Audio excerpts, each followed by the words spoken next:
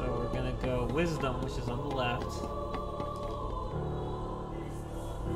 Wisdom, a sharp mind that will grant you mastery of wondrous power. Is this what you desire? Oh, did I say no? Why does this start me on no? I mean, well, I guess it's, you know, so if you make that mistake, you say no as opposed to saying yes. Then again, they do give you the option at the end for this. So we're going in that direction for the MP, and then the next one is a Mystic, which is on the right. Oh, can I skip the things coming down? I don't know what counts. Ooh, I see Tron over there.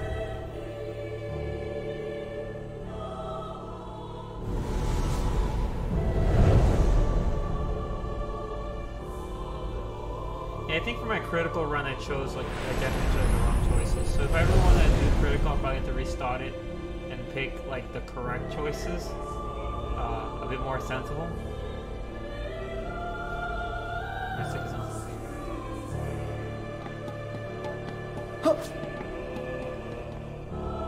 Power of the Mystic, inner strength. This is power you seek. And then lastly, it's challenging adventure. So I can have access to. Well, I guess having the abilities early would help with everything that isn't the boss fight.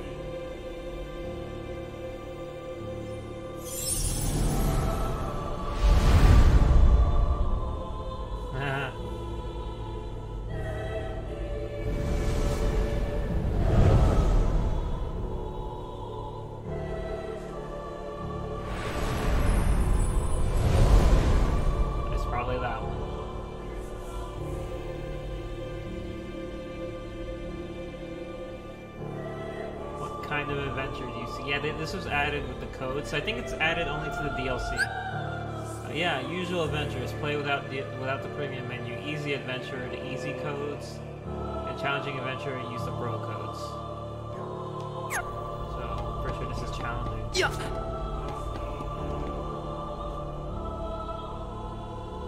A harder yet more glorious path. Also, the path to that one trophy you don't have. It really annoys me because, like, I linked up my PSN with PSN profiles, and they don't count Kingdom Hearts 3 as a completed game, even though I have the Platinum trophy, because it doesn't read 100% trophies because of the DLC trophies. So the website says I have 9 completed games, even though I have 10, and it just really it annoys me. So I think this might be a hard challenge. I think beginner might undo a lot of the difficulty, and the difficulty definitely won't come into play until like the end of the game, so I don't think I have to worry too much about that.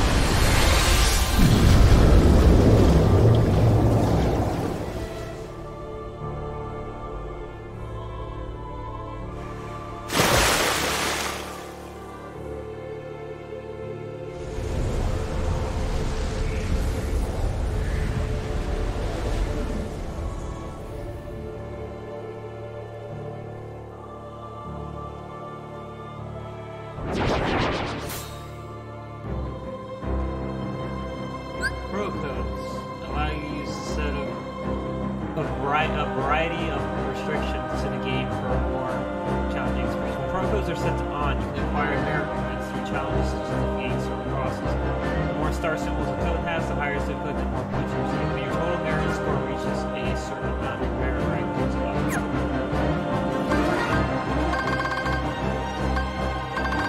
Yeah, so this is what I'm going to need to play. I don't have to play through the entire game for this, thankfully. I only need to beat the story bosses with all of these codes on in order to get what I need. But as you can see, one puts you at level 1 status, one puts you at 0 defense, HP decreases, MP decreases, no shot locks, no cure, no items, no links, no form changes, no attractions, no team attacks.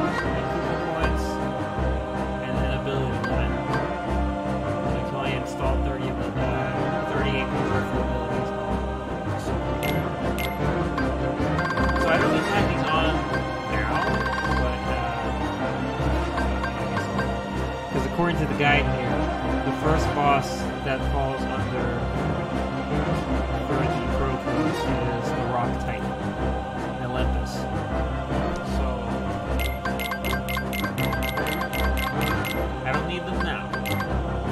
I don't think the dark side boss counts.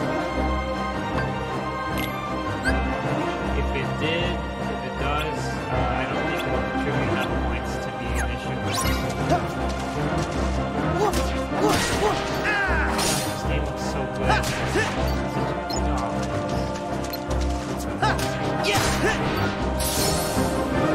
Sure, if it counted the game, or the guide.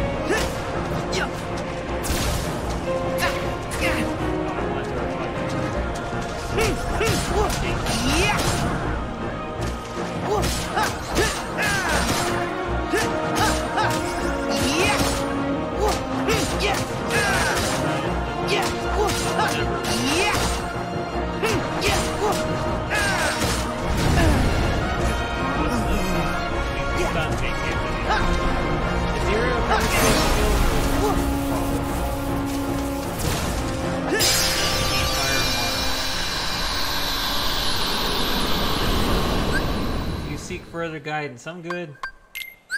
If you get stuck, yeah. Okay. What's next? Probably a whole lot of cutscenes to skip for the opening of the game. In order to defeat Xehanort, there are allies we must gather. Yeah, tell me about it. Tell me about it. Tell me about it. I'm still listening. Alright, never mind. You didn't want to tell me about it. So, I'm gonna need to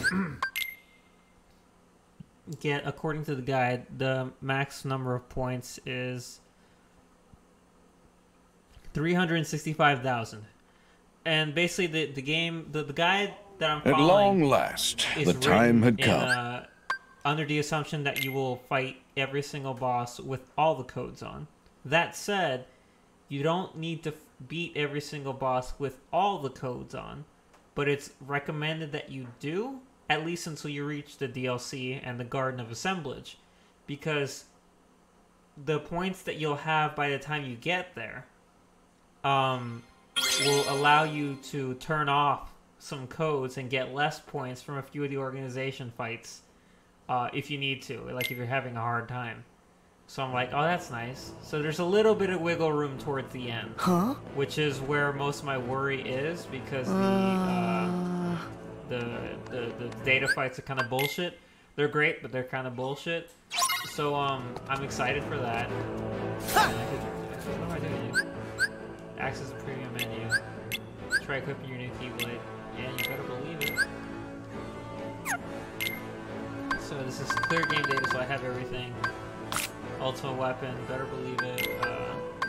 Oath Keeper, because that one's really cool. And then we'll turn on. Is there anything else I like a lot? I think it's just the Kingdom Key. This armor, nothing. Accessories, nothing. Items. Really? They only start. You only start with the Keyblades? Well, I mean, I guess that's what it said at the beginning of the game. Interesting. Abilities.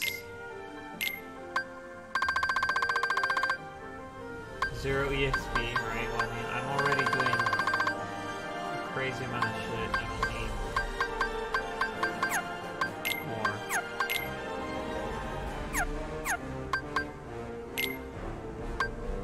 Shortcuts. Fire. Water. Potion.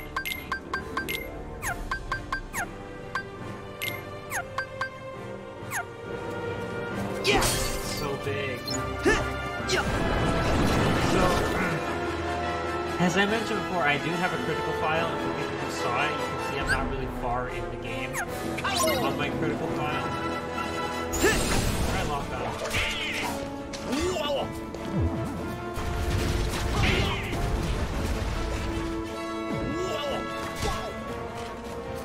There we go.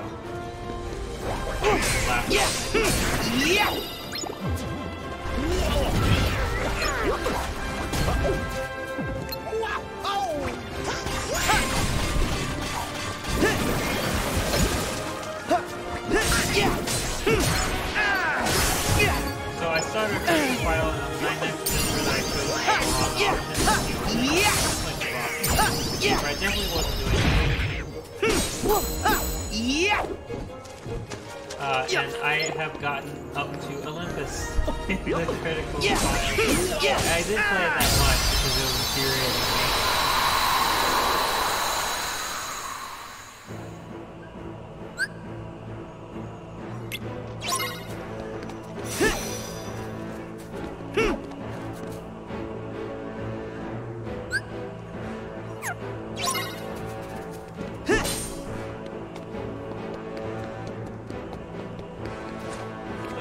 Because the worlds are so much bigger, there's not really that many checkpoints, so every time I died, I would redo a bunch of really intense, heartless encounters.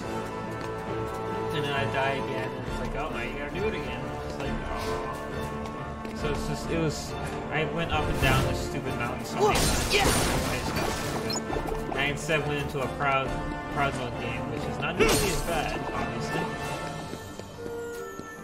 From what I understand, the jump from standard to proud is not big at all, but then the jump from proud to critical is absurd. And honestly, for the short amount of time that I played critical, I could really tell that it's not fair. and given how hard a time I have with the data fights on standard, I can't even imagine how hard they are on proud. I mean, yeah, well, on proud and then on critical. I mean, everyone that I've watched, I think, played through them, did it on critical. Because of course they did. So this is Rock Titan and then Ice, Lava, and Tornado Titan. So the Rock Titan boss, I guess, is up the mountain. I just don't remember where that takes place in the story. And then the Ice Titan, Lava Titan, and Tornado Titan is at the end. I know where that is.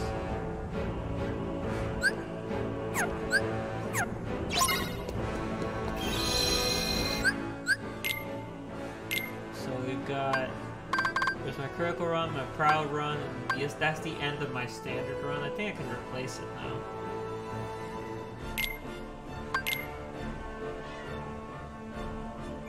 I don't really need it because I can always access it through any of these files. I'm an idiot. So that's fine. That's fine. Look, I played critical for only less than 2 hours and proud for 8. And then I just stopped playing. Not for any negative reason, I just stopped. I was like, I'll get back to it, and then I never did. Then I uninstalled it and I started playing other games. So who's first?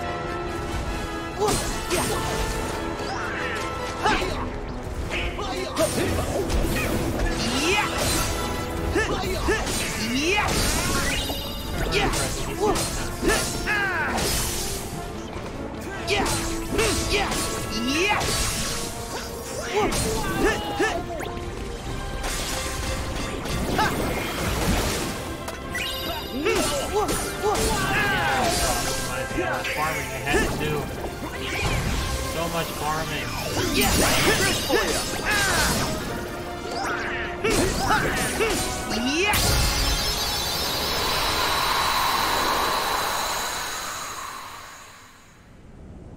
Yeah, I'm looking ahead to the bosses on this thing.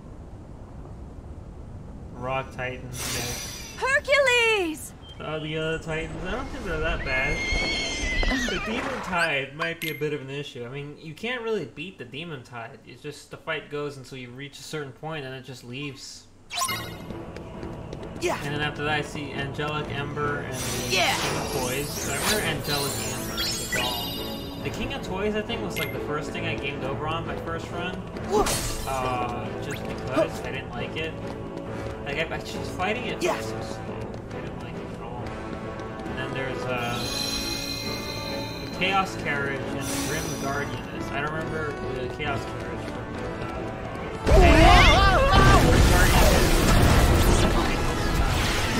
Lump of Horror from Monstrosity. I'm not gonna like that one. I really do not like Lump of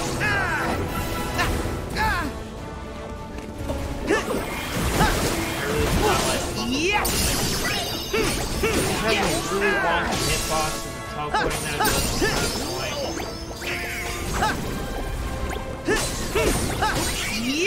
I'm not looking forward to that.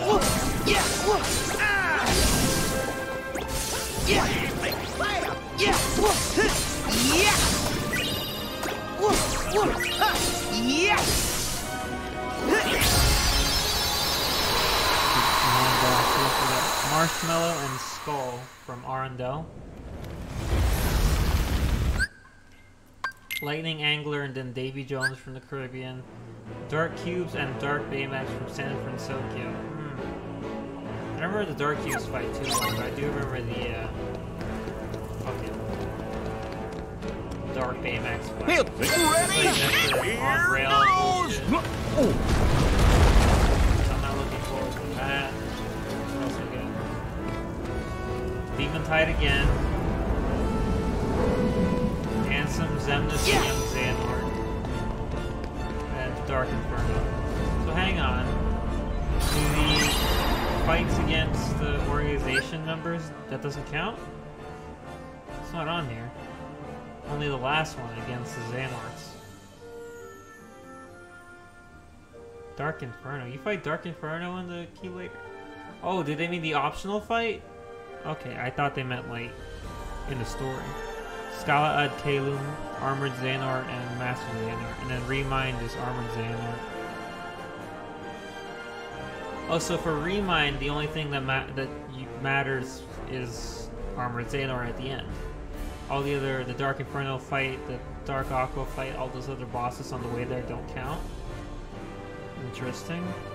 And the Limit Cut episode. Ansem, Zemnis, Zigbar, Luxord, Larcene, Marluxia, Sakes, Terra Xehanort, Dark Rican, Vanitas, Young Xehanort, and Sheen. Master Xehanort, and Yuzora.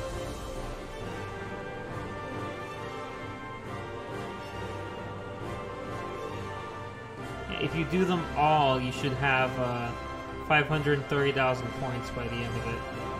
And once again, all I need is 365. Which it looks like I can hit that in the middle of the organization fights. So 1, 2, 3, 4, so 8 of them. So at some point after I've beaten almost 8 of them, I should be able to. I should have the trophy and I can stop. And then I don't have to go crazy. Granted, 8 is still pretty hefty looking. That is a lot of them.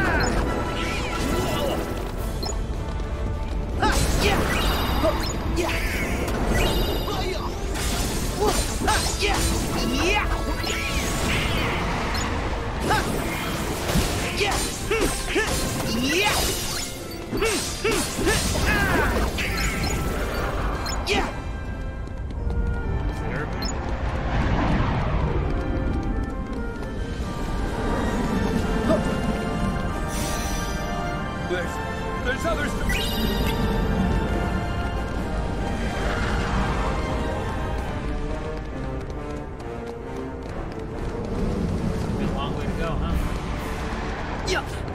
I don't really need to find all the treasures again. I definitely don't need to do all the things. Well, you know, if there's some treasures nearby, I might as well grab it. Could be useful. Yeah.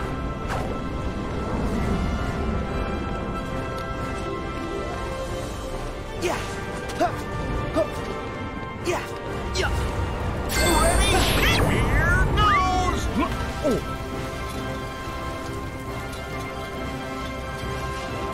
Man, going backwards.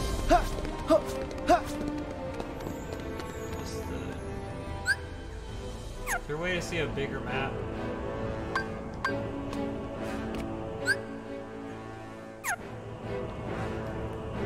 I guess not.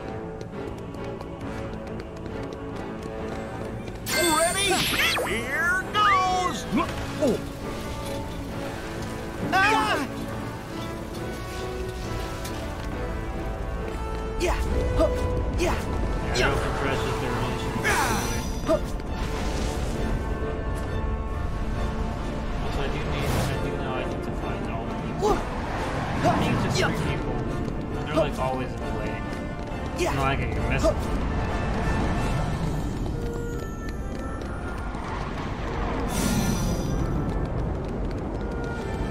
Ready? Here goes. Oh.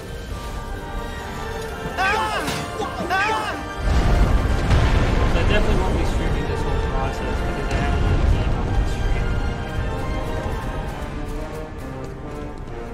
Yeah. Yeah. Yeah. Yeah. Yeah.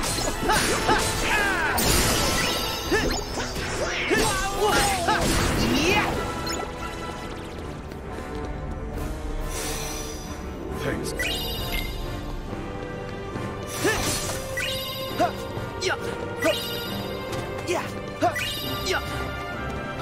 Yeah. Yeah. Yeah. Yeah. Yeah. More of these fire guys. I really don't like these fire guys. Someone help! Where did all these... Yeah.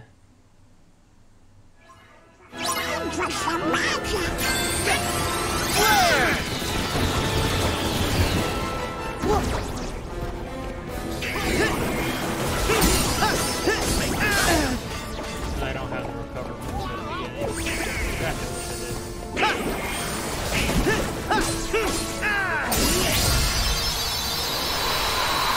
Pretty really nice to have.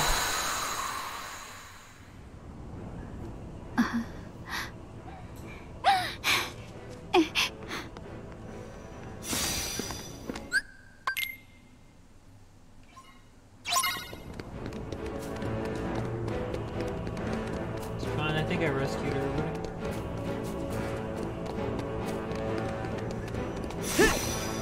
Yeah. Yeah.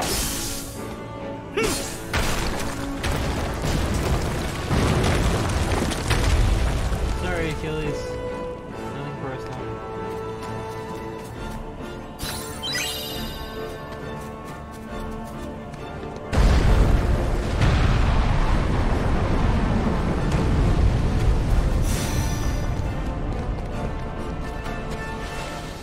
Oh yeah, I forgot about the ingredients. How could I forget about the ingredients? How could anyone forget about that nonsense? Yeah.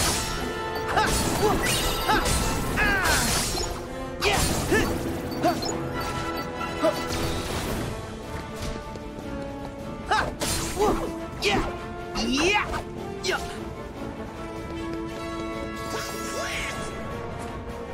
Back off.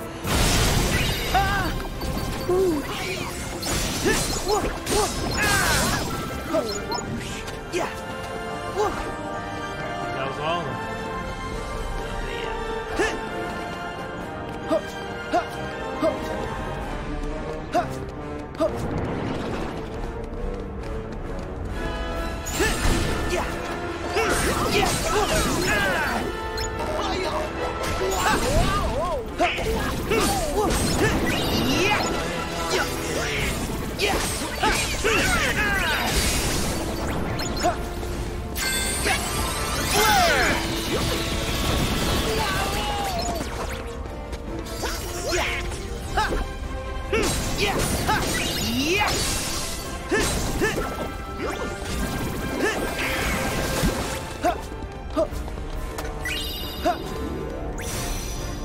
You're my...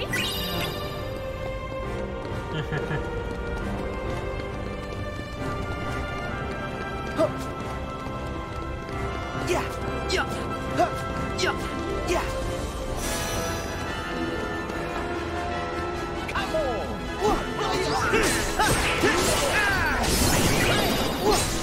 Yeah, yeah, yeah, yeah.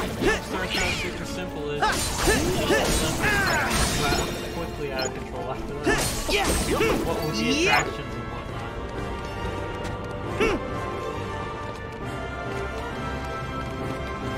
Keep trying to double jump. Keep trying to do all these things that I swear are just in the game, like aerial recovery and double jumping. Yeah, yeah. How dare you make those impossible? Yeah. Like going back to the early Keywords game, where not having to walk, just being like, what the fuck?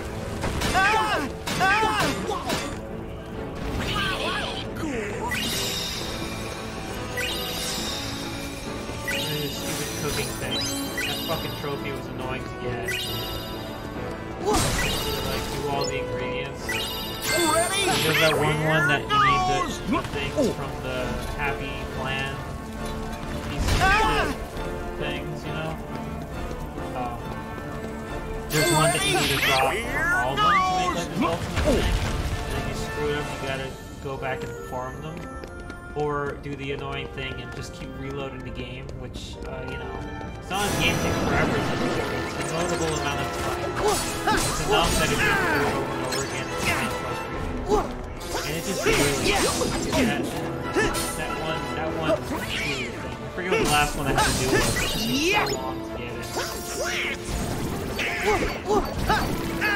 Yeah, then I found out, like, oh, you can turn on some of the, like an item. Yeah, yeah. The excellent rating. Yeah. I mean, I guess it kind of did. I finally got it done, but she's also frustrating.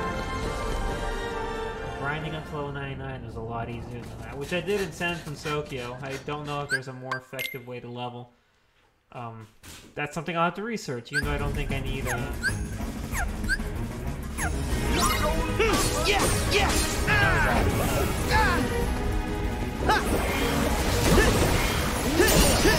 Yeah. There. Yeah. Working in Grand. Yeah. Go.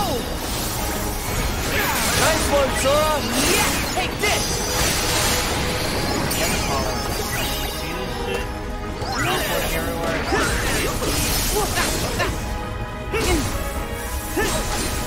Yeah. Yeah. Yeah, you got him. Good. Back off. There. Doing great, Sora.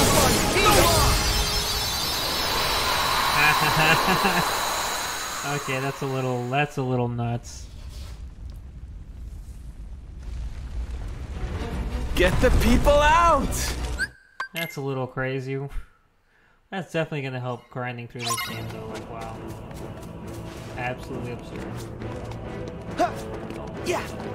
I mean, I don't need that. That I'm never gonna cook anything. But I think it might help. I guess it really depends on how the... I don't think I can use that cooking for the organization bosses. At least not in a convenient way anyway. That would load into the base game. And then take it. No, I'm not gonna use the attraction.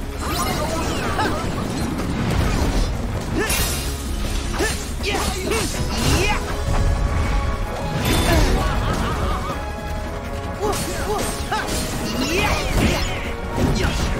Attraction. They're not bad.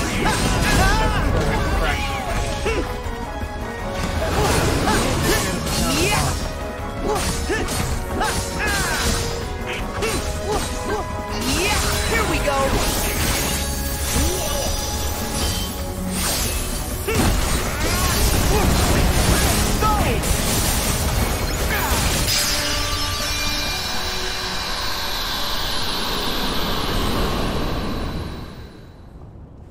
But you know what? I'll take it. Easy, easy. So I know that we're gonna go outside next, I think. Yeah. And that's when we have to take on Rock Titan. I never remember where that fight is. It's very complicated. Maybe it'll become obvious. Do I need to turn the codes on when I start dodging his rocks running up the mountain, or when the proper fight starts? Yeah, there's around. We need to get to the top of the mountain and stop Hades. Yeah. That's odd. Yeah. The river's never this full. There. So long.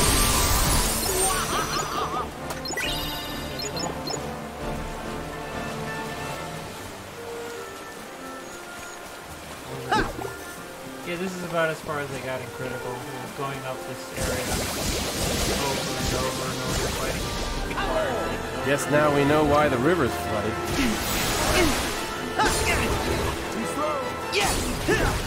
My shield's ready.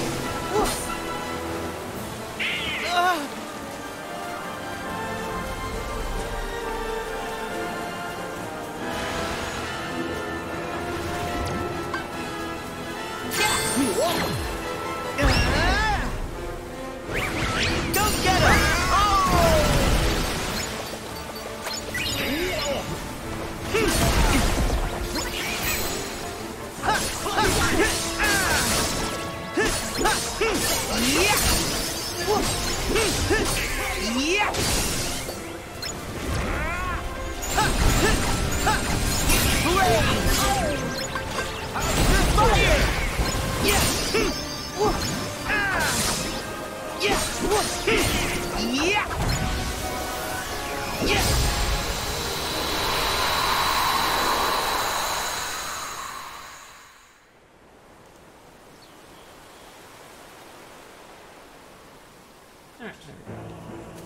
Actually, let me just turn off the stupid. I mean, well, it's not stupid. It's actually really cool, but the where is it? Yeah, the KHIII cinematics. I mean, they're really cool, but like, I need to save time. How do I have to change keywords? There we go.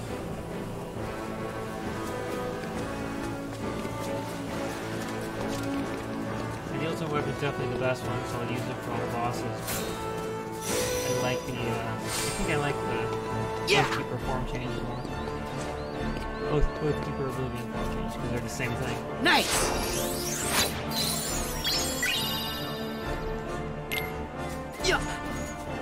And I don't have, I think Oblivion. What did you do to get Oblivion? Is it even critical?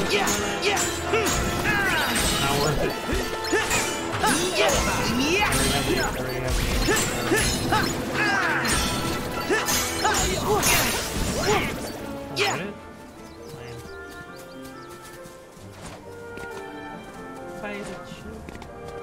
These are all stages.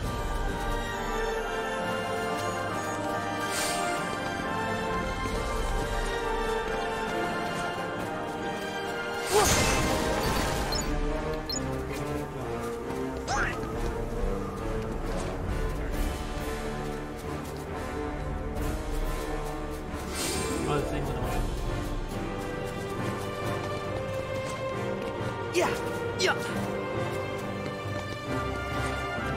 Like 2 ways up this mountain or something.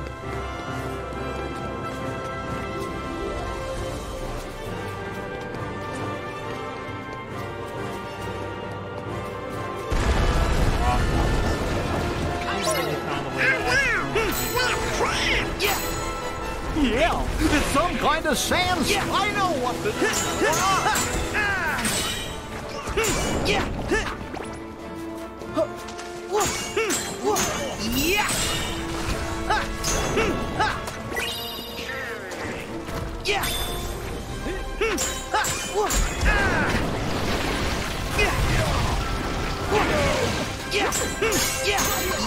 Like this.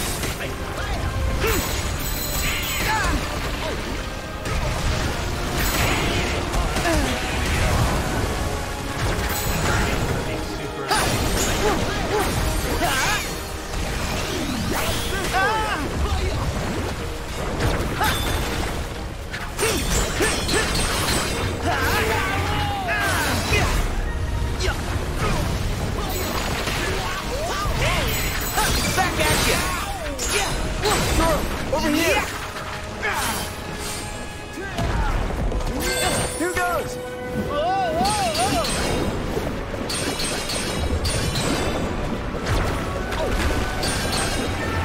I'll show you how a hero fights! I gotcha! Too slow!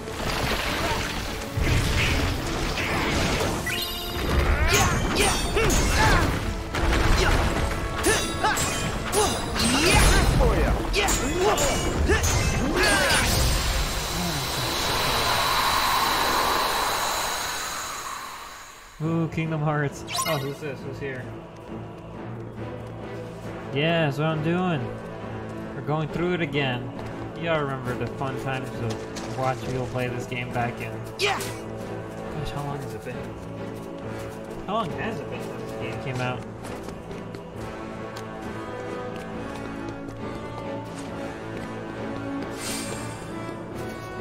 Everything looked good, everything sound good, and I think it does. For the brief time that I listened to my own stream. Hello, Abyss Condor. How's it going? I was originally gonna play a bunch of DFO while I waited for it to install. Because the game is massive and it takes forever to install. But then it finished installing. And I was like, never mind, I'll do it tomorrow. I can play some DFO tomorrow morning. They really want to do that. Oh yeah? Oh shoot. Has it been like that this entire time? I can never tell with these little bars here.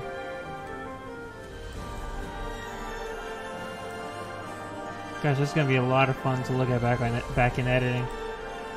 I just got here a bit ago. Yeah, then it's probably all sounds terrible for the entire game up until this point.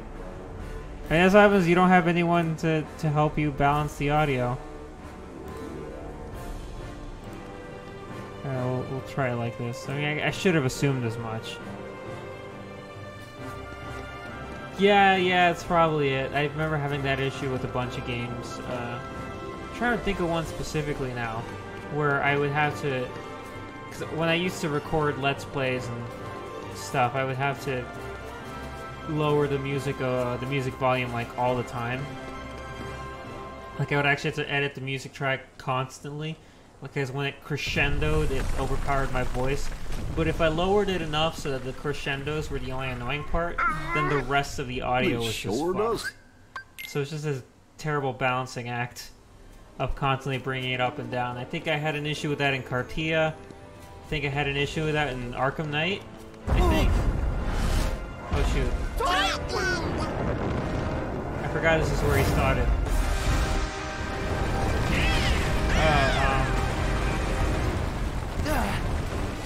Okay, give me a second. Let me look this up. When do I need...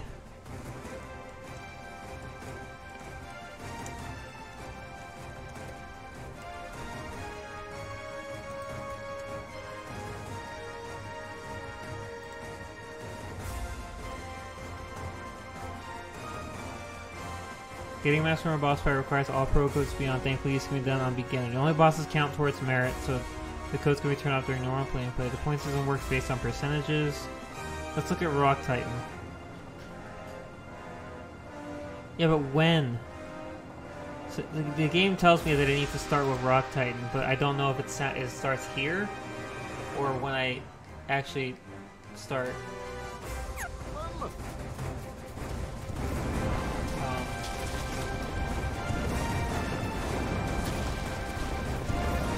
If I remember the order of events, there's a brief part where I have to wander around and fight Heartless before we get to the shadowy mountaintop where we fight him. So I think for now I'm fine. It's only 10,000 points, so I don't think it's a big issue. If I miss it now, I hope I don't. Because I don't think this counts as the boss. He doesn't have his boss HP bar open yet. I don't think he can hit him. So I don't think it counts.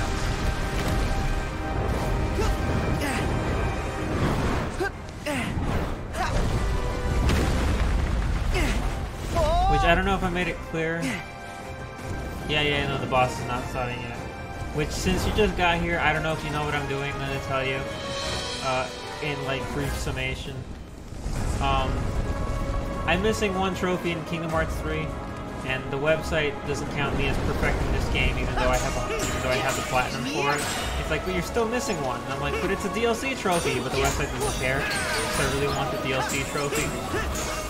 It is the one that it's the Risk Taker trophy, and to get it, I need to beat every single boss in the game with all the pro codes turned on. And what the pro codes do is each individual pro code like turns off one of your capabilities, basically. It limits your power, and turning them all on makes you kind of worthless. And so basically you have to turn all of them on and then beat a boss with it, and it'll give you a score. And then you gotta do that with all the bosses in the game. And by the time you finish the game, you should hopefully have enough points to get the trophy. Hopefully. So let me show you the pro codes real quickly. Oh, we have to.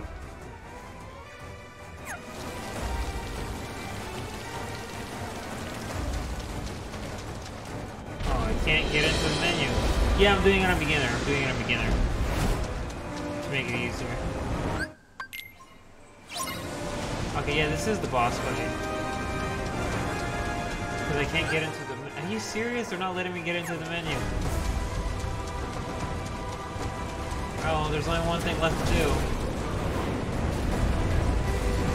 Shit. Oh my gosh, I just remembered this is easy mode. It's gonna take forever to let this thing kill me.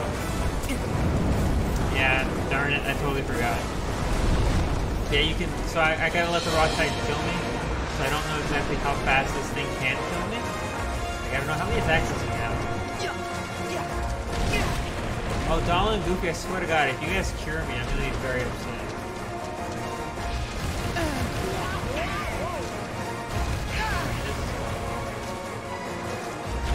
I didn't know that, that's what I was worried about. The boss, it says Rock Titan's first, and he's the one boss I forgot, like, when he starts. It starts the moment he throws that rock down the cliff.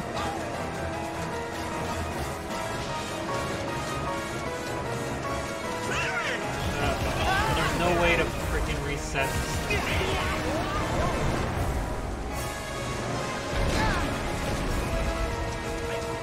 I would rather like close the game right now and then load up my save point, but the last save that I did was like halfway through Thieves. It reset me back a long way.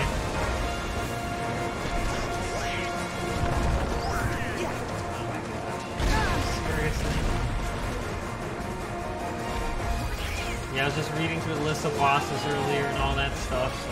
I know what this is. We're off.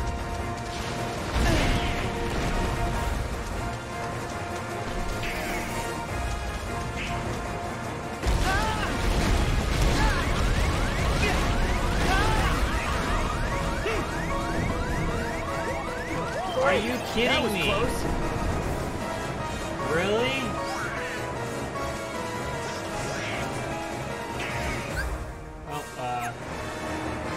Yep. Let's get back in there. We're off to a great start.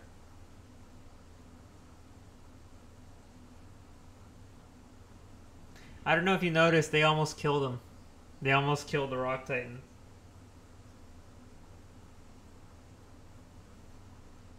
Like, I didn't do anything that whole fight. He was almost dead.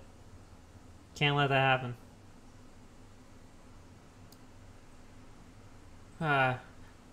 So I don't know when it's going to reset me. Because I know the game has an autosave feature, which would be nice.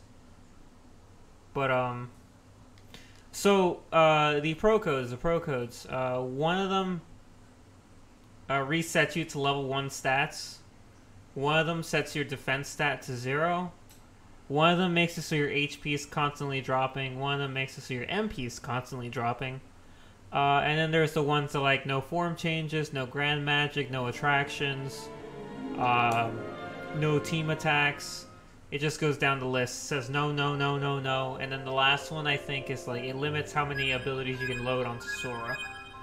to I think 30 AP at total. Yeah, 45 minutes was the autosave.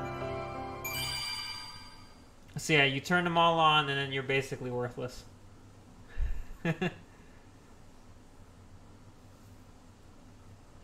So the only thing that'll help you out against some of the harder bosses in the game is like just the fact that the... Yeah, exactly. You only need it for the boss fights. And not even all the boss fights, because I don't know if you probably weren't here, but the that first big Heartless, the one that they used to demo attractions in Thieves, the guy with the giant sword and the face that you learn about the pirate ship and all that stuff, that guy didn't count as a boss. So there's some encounters that don't like the We need to get to the top of the mountain and stop Hades. Okay, here's the Rock Titan. Okay, so let's go turn those shits on and do this the right way. Where is that menu anyway?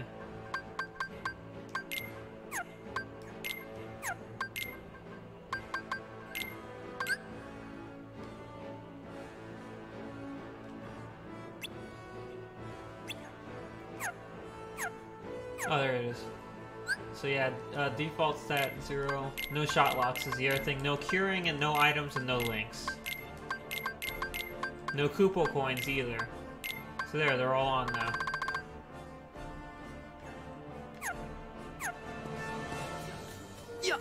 Yeah. Let's try this again. So luckily the autosave saved my life here. Resetting me back to this point. Which is much farther along than where I last saved. Because you know me, I refuse to save my games and then I lose hours of progress. Seriously, the last time I hit a save point was like at the beginning of Thieves. So from that point on I haven't been saving at all. Yeah, I don't want to watch Sora's acrobatics again, I get it. It defies logic. It's the shoes. That's why they're so big. I don't think many people knew that.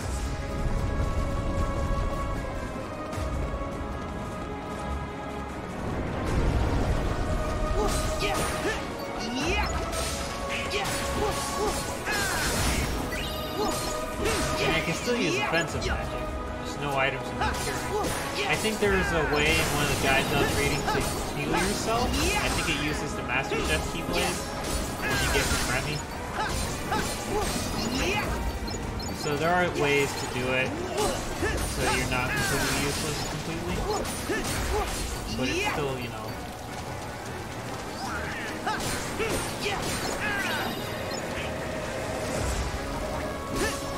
And also, I don't know if I mentioned this yet, but all the pro codes, the points you get, you need a certain amount to get the trophy. And there are actually more, you can actually get way more than you need in the game. So you don't actually have to beat every single boss, but you have to get far. So looking at the layout of the points on the trophy list, I should pass the barrier for the trophy partway through the Garden of Assemblage, so it's not like it matters.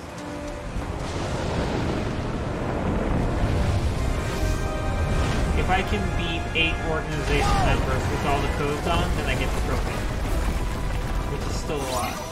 The game did say though, because that's only 8 of the 13, you can turn some codes off for a few of them. You'll get less points, but it'll be a bit more doable. And then just math it out in a way that you don't have to fight Yasura, basically. That's how I see it.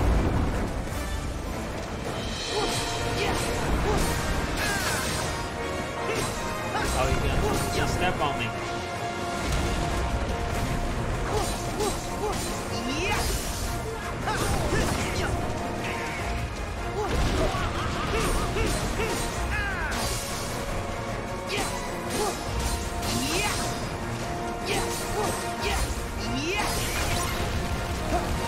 Oh, they didn't kill him. There was only one of the legs that they almost took out. Oh gosh,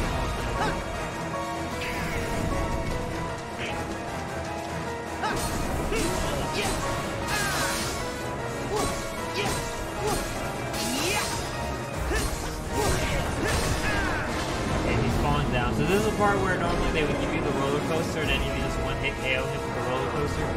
Because I have no attractions on, I don't think it'll come on, so I just need to beat a space.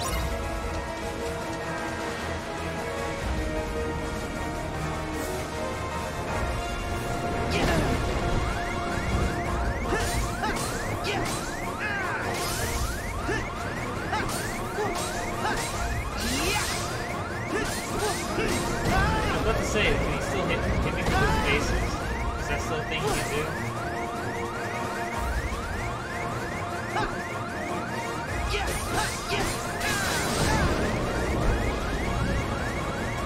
Answer is yes. Where are the others? Were they dead? Or are they not helping me?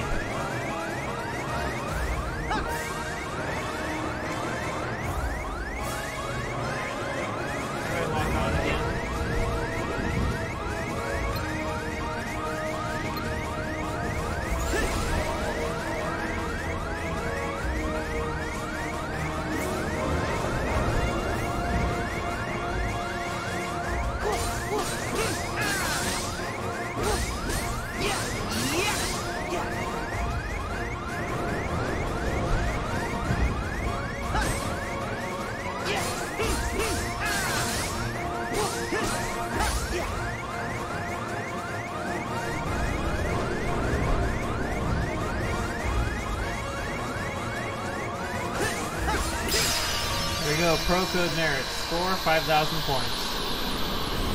That's step one. Now we just gotta keep doing that. Yeah, I mean, the issue I had there was I kept falling. The Rock Titan has some weird, what's the word? Yes! That's physiology. one down. Alright, shut up, Sora.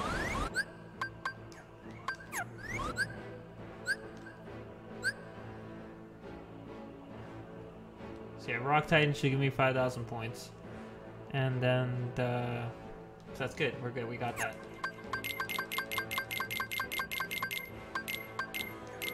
Yeah, the next one, next time I need to turn that on is for the boss fight against all the Titans, the rest of them, to the top of Olympus, which will give me 10,000 points. Thank you. Thank you, Donald. The theme was driving me crazy.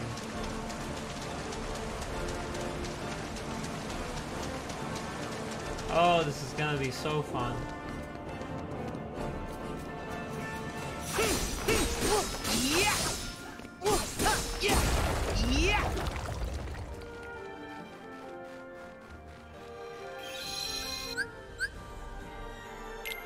No, wait.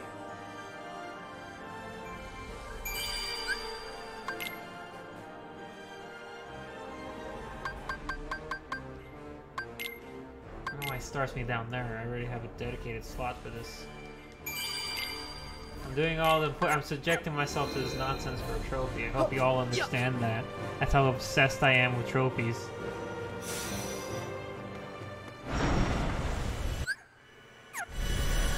I'm not really obsessed. I just like if it's something that I can earn, it's something that I can get, then I'm like, yeah, I'll do it.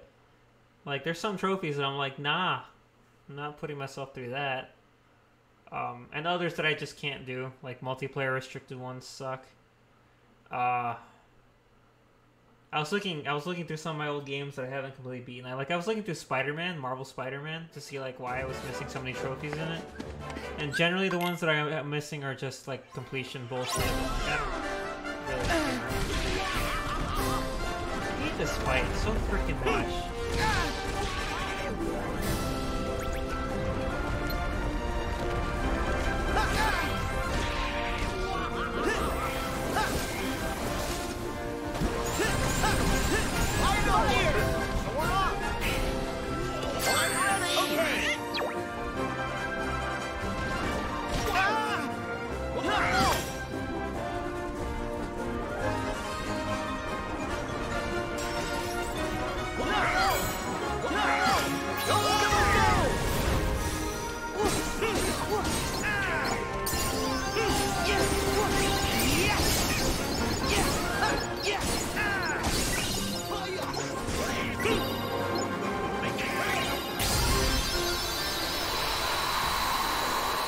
And the Spider-Man ones they're not too bad.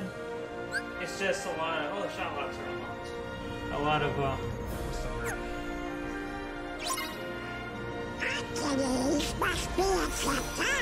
Shut your mouth, Donald. It's just a lot of cleanup. Like, there's a bunch of random crimes that happen in Spider-Man every so often. You gotta go stop them. So it's just a lot of running around until a crime happens, and you gotta go to it, and you gotta solve it. And it's like, I don't have the patience for that. Yeah, there's one for completing the game on the hardest difficulty, and one for doing a New Game Plus run, and I'm just like... I don't know, I mean, maybe if I... Once again, this is the kind of thing, like, if I had played the game... If I had done, like, a new run as soon as I finished the game, I think I wouldn't have had that harder time. Because, like, I know how to play the game. It's crazy how long it was. But now, because it's been so long, I forgot all the mechanics. That's like the last Arkham Knight trophies that not trophies, achievements, Steam achievements I really want to get, really hard ones. If I want to get those, I need to know how to play the game, because they require perfection, like just nailing the combat completely, like not screwing up at all. And the only way I can do that is if I know how to play the game again. Which means basically I have to replay the game from the beginning. Which I want to do anyway, because Arkham Knight's great. So when I get my new PC, that's something I want to do. I want to play Arkham Knight again.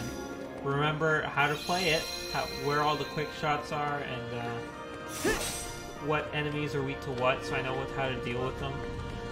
And yeah, so I can try. Because like, I really do want to try like streaming my attempts at getting the last 2 trophies in Arkham Knight. But like, the more I think about it, the more I'm like, I streamed 4 hours attempting to defeat Yozora, and in the end I did it. You know, after 4 hours. So it's possible, I guess. I think I can do it. It just requires patience and skill. Back off. Which, if once again, for those who don't know what the 2 trophies I'm missing in Arkham Knight are. One is to complete the Horde mode. Basically, there's an arena that you can play that you can just fight on forever. The enemies never stop coming. But you can actually finish that mode. If you hit 1,000,000 points, Killer Croc spawns, and then Robin or Nightwing, I forget who it is, joins the arena, and you have to defeat Killer Croc. And if you do, you get the trophy. The hard part of that is getting to 1,000,000 points. It requires a really long, seamless combo. A really long combo. Here's our ticket up. And if the combo at any point breaks, you might as well restart. You have to restart. It's... We'll have to climb what's up. the word? But what will we use for footholds? When something exponential. The combo, the points you get in the game increase depending on how long the combo is. So like, for like a finishing move, if you do a finisher, it gives you 50 points, multiplied by however many hits you have in your combo. So if you've been beating up guys for 20 and then you do a finisher, you get the finisher's worth 50 times 20. So if you have a 300 hit combo and then you do a finisher, it's 300 times 50. So it's exponential. The longer the combo goes, the more all your finishers and stuff give you points. So if for whatever reason you drop the combo, all of a sudden all of your finishers are now doing worthless points. And the enemy configurations get harder and harder the longer the battle goes. And at that point it's impossible to get back into another groove, so you just gotta reset. You gotta reset back to the beginning of the game. You gotta reset the fight so that you can start building up the combo again. It has to be one seamless combo until you hit 1,000,000, and then you can break it off, whatever. Killer Croc will pop up, Robin will pop up, and then you gotta fight Killer Croc. The funny thing is, I was telling myself this, I'm like, what if I do that, and I actually get to the Killer Croc fight? But then I forgot how to fight Killer Croc. Like, I was literally... I don't know what I was doing. I was just thinking to myself, how the fuck do you fight Killer Croc? Like, it'd be the hilarious, worthless thing ever to get to him and then die because you don't know how to fight him. I legitimately do not remember how to fight Killer Croc. It's a very specific thing. A very specific thing you have to do with Batman and Nightwing to defeat him in the DLC. And I legit have no idea how to. I forgot completely how you fight him. So if I did unlock him, if I did get to him and then die at that point, it would really suck. Which is very likely if you take a few hits here and there, because you only have so much health and there's no way to heal. And yeah, I know I teleported back, it's because I was trying to find a place to train. To increase my stats, but then I remembered that the pro codes reset me to basic health and stats, so it doesn't matter what level I am. Yeah, so yeah, that's one of the really hard achievements to get. Although I think that's kind of like not the easier one. They're both brutal. That's the. Yeah, I think it does for Donald and Goofy. Like they definitely can't cure me or use items on me. What was Donald saying? Oh, shut the fuck up. Yeah, but it works on them too. I think. I'm pretty sure. The other trophy is for completing... Actually, let me get into the fight first and I'll try to describe it. Because it's a bit more...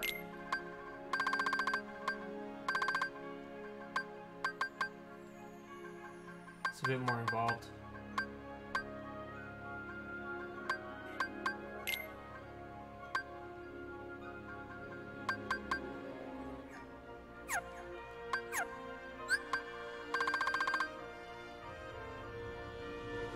Maximum ability limit 30. Really? I mean, it looked like I could still put on more.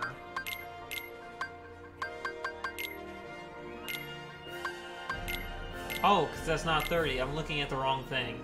I was looking at the... Oh, fucking idiot. I was looking at the AP count, not the ability count. It means 30 individual abilities. Okay, that makes more sense. So 1, 2, 3, 4, 5... 6, 7, 8, 9, 10, 11, 12, 13, 14, 19. Okay, yeah. I see. I'm a dumbass.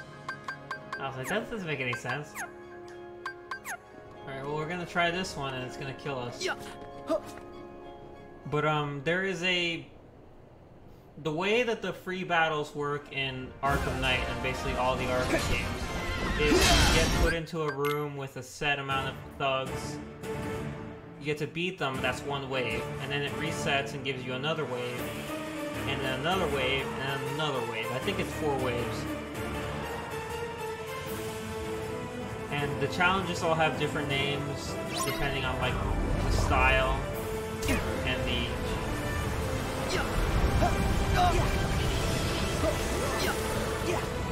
You know what, I just remembered I could do the quick step, because you can get up to here.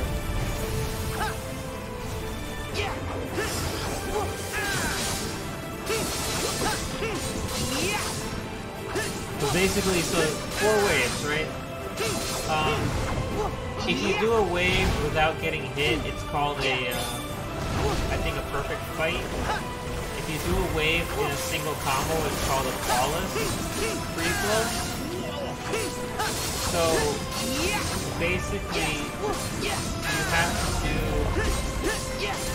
all 4 waves of a single encounter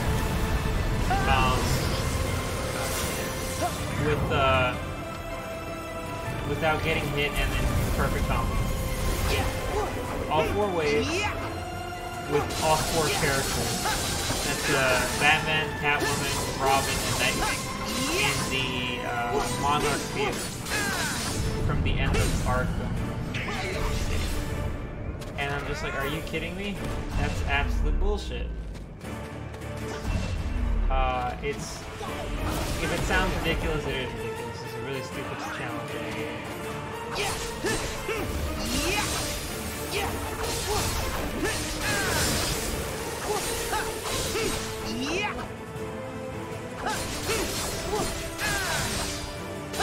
The easy part about it is simply that, what's his name? There is less thug variety of characters that aren't Batman and Azrael. That's the only plus. Because Batman and Azrael have the most gadgets out of all the characters, so there are less enemies that they can. Oh. I didn't realize the other guy was dead. So they can they can be thrown a bunch of different configurations because they have different things to match up to. Whereas Catwoman is very limited in the amount of just one gear Titan that left. she has, so her thugs are a lot. Which this would be so much better if it wasn't like a mid-air bullshit fight. Yeah. Yeah. Yeah. Yeah. Yeah. He hit me once. Yeah.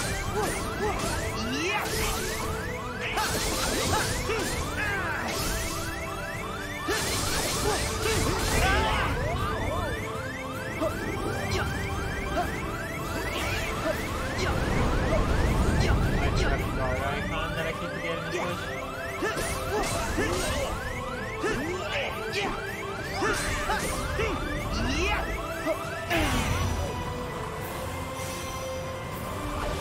Flying bullshit.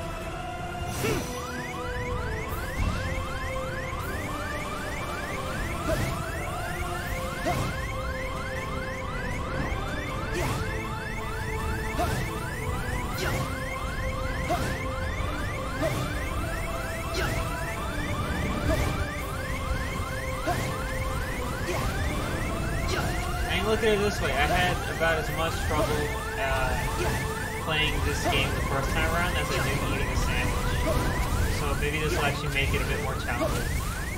Back off!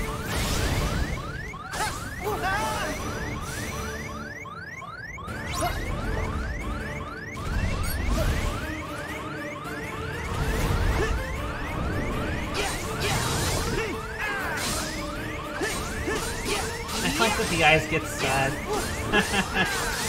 It's kind of great.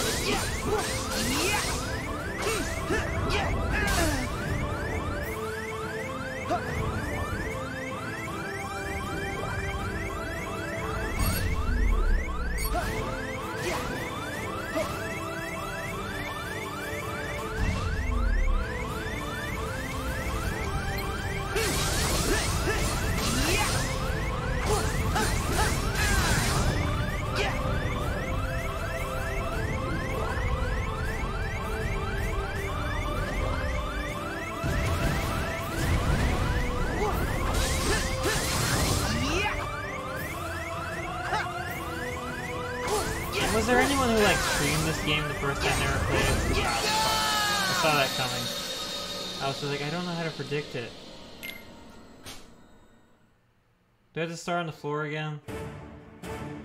She reminds me of the fucking bullshit Jafar fight from Kingdom Hearts 2, I think. Don't we have to fight him on carpet? I do have to start the game. Just one Titan left. I hated that fight. It's not fun. The Jafar carpet fight, this fight, and the fucking Baymax fight. They all suck. I meant to guard against that. Yeah. Yeah. Yeah.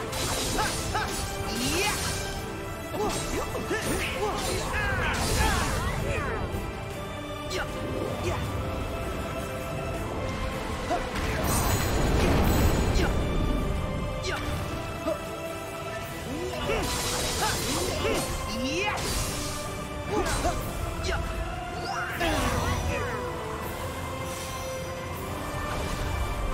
Yeah, the fucking. It just reminds you of the fights from all those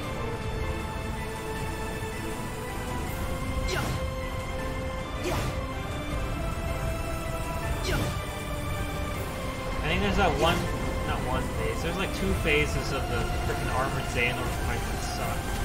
The underwater one and the mid-air one. It's like, I don't want to do that again.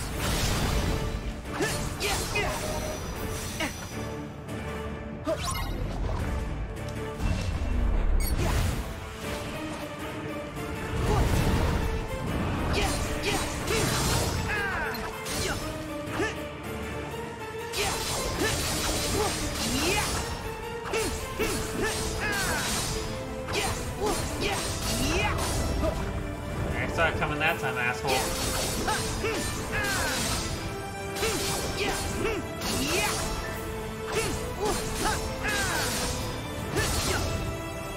Saw that sick dodge?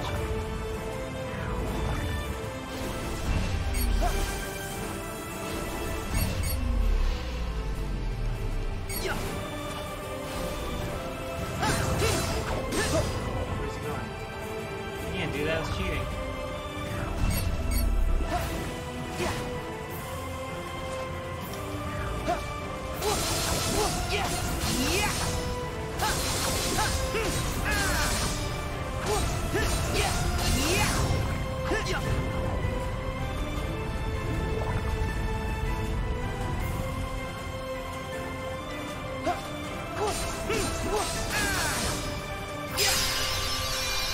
There we go.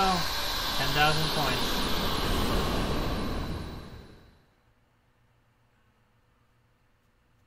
See that sick dodge. The sickest of dodges.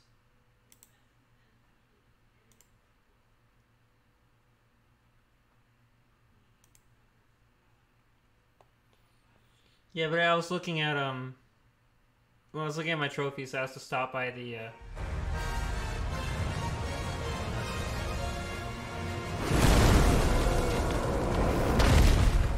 honestly, this was the first time, not counting the bullshit Wind Titan fight, Air Titan, whatever Titan, Fart Titan. Uh-oh, now it's all four of them. The thing I enjoyed about this part of the game, there are was four of simply us the fact too. that they brought all the Titans. Actually, I think I can make it 5. The Kingdom Hearts games only ever used the Rock Titan and the Ice Titan. So I thought it was cool to see the Lava Titan. No! Thank you, my boy. Also, I think it's cool after freaking 20 years that we finally got some actual Hercules content. Like, I love the arenas. Well, scratch that. I love the Kingdom Hearts 1 Coliseum. All the other Coliseums suck ass. Are you sure this box with the Book of Prophecies? All the other Coliseums suck compared to the Kingdom Hearts 1 one. The Kingdom Hearts 2 Coliseum is trash. Like, it could have been so good, but, like, the restrictions they put on it make it a lot less fun. And also, it had a lot less interesting stuff in it, really. The only interesting things the Kingdom Hearts 2 one had were the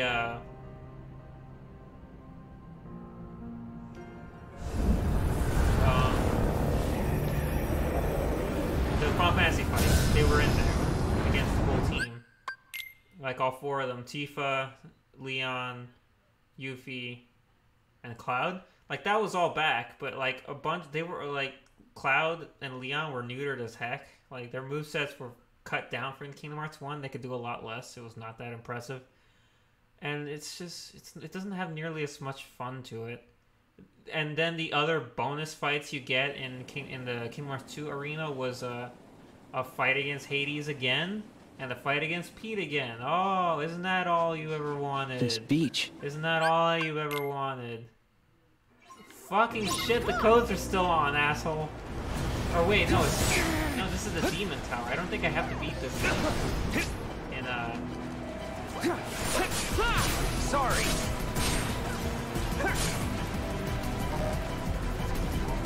Bye.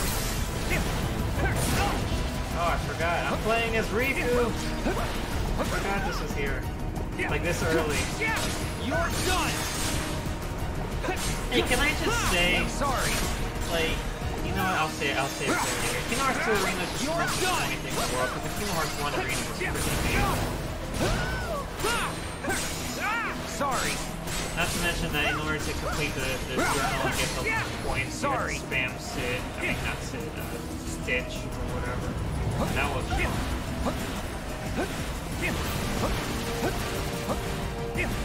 Or Peter Pan, I forget who it is. Someone that you need to spam in order to get all the points. The more I think about it, the more depressed I am. It really wasn't worth the effort.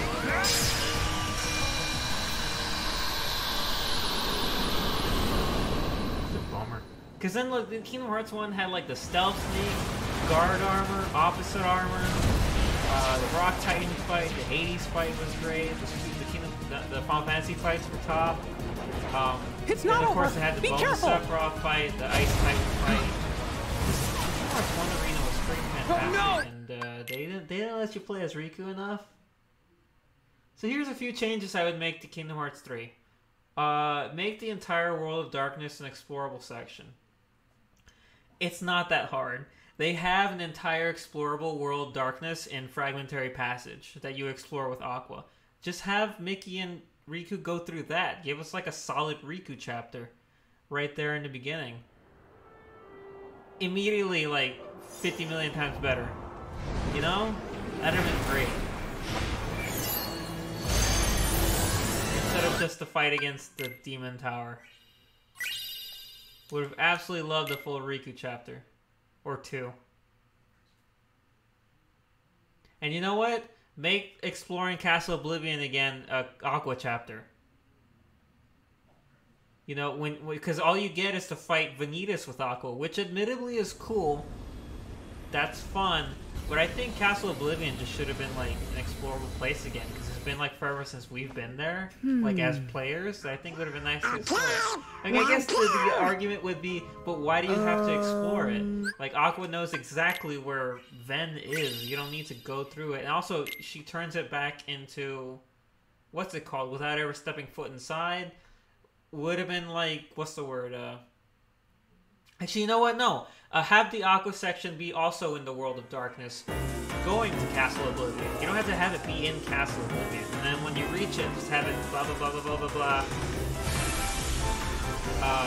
And then Vanitas. And there, you don't have to change it at all. Just another World of Darkness section. But with Aqua and Sora instead of Riku and Mickey. Right? I mean, I don't think I'm too crazy to just want that. I mean, it's just more opportunities to play as the other characters, because they have fully fleshed out abilities and movesets that you don't get to play with all that much. Like, a Remind helps with giving you additional boss fights to fight as Riku, as Aqua, you know, as Roxas. That stuff's cool, but, like, there's not enough of it.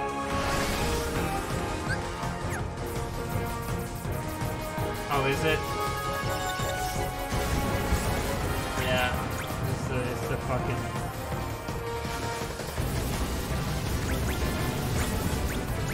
I'm gonna lower it a bit. Yeah, it's the... I'm trying to talk here and have a discussion about what I would change. Yeah, that's all. I think, like, adding, like, a Riku chapter and Aqua chapter in the World of Darkness would just be nice to play as them more. That'd be cool. Because I like playing as them. They're fun to play as, and I like the characters. I think that's cool.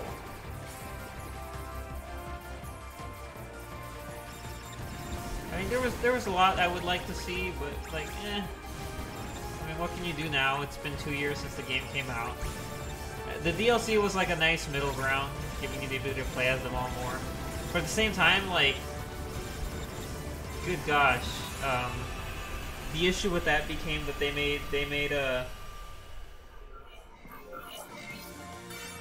made Roxas too badass, because the fight that you get to play as with Roxas against who do you fight in that? Is it Xemnas that you fight? But that fight that you get to control Roxas for goes by in like 5 seconds, because Roxas is just fucking overpowered as shit. So, like, it's cool to get to play as him, but you do not get to play as him long, unless you're supremely bad at the game. Because he is busted. Roxas is so broken that he wins the fight on his fucking own. Like, you can just sit back and heal him and watch him absolutely rinse everybody in a story mode fight. Because it's absolutely ridiculous how powerful they made him. It's almost hilarious.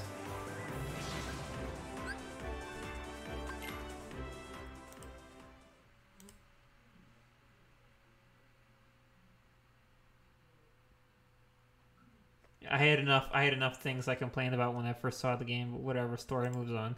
Yeah, exactly. Like, I mean, I had a ton of fun of it with it when I played it the first time. But yeah, I would have liked more of certain things. Because I feel like a lot of the stuff that people went into Kingdom Hearts 3 wanting to do, they didn't let you do, or they resolved it in like 5 seconds. Like with all the Riku stuff, is just individual fights. Like no big lengthy content there, which kind of sucks. Here's something I didn't like, but this isn't a Kingdom Hearts 3 unique problem. This is a problem that I saw since the enemy was introduced. Why in the world is this game, is the Kingdom Hearts, why is Nomura trying to convince me that shadows are like the worst things in the world? Like, I don't understand what his obsession is trying to make it seem like shadows are terrible. Like, the Demon Tower, it's just a bunch of shadows, and it defeats like 6 Keyblade Masters. The Demon Tide, admittedly, is like a million shadows, but it's still just a bunch of shadows, and it defeats literally all of the forces of light. Like, not Xemnas, not Xehanort, not any of the other Seekers of Darkness. No, the forces of light get beaten by a bunch of shadows working together. Like, I know the power of friendship is bullshit. Everybody knows the power of friendship is bullshit. But that's worse than the power of friendship. It's just a bunch of shadows. And every single character's like, what do we do? And I'm like, by this point in the world, we should kill like a million of these fuckers. Every one of us has. That's the one thing I don't get. Like, I don't like the Demon Tide or the Demon Tower specifically because I just don't think they're interesting. It's just a bunch of shadows moving around in a disgusting looking horde. Like, give me Darkseid. Like, I'll take Darkseid 5 million times before I take another Demon Tide defeating the first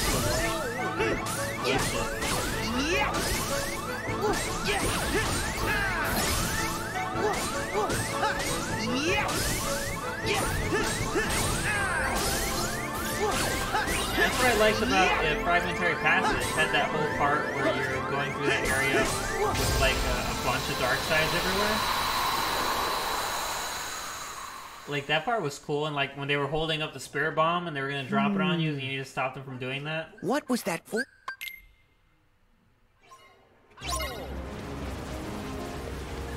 Okay, here we go. Defeat the Demon Tide. This is the other boss fight. So luckily all the codes are on already. Oh, hey, look, I was just complaining about you and how unimaginative and boring you are.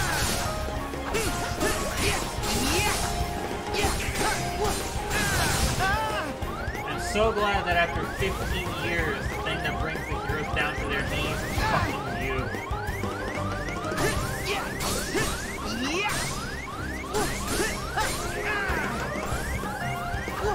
I'm at least glad. You know what saved it?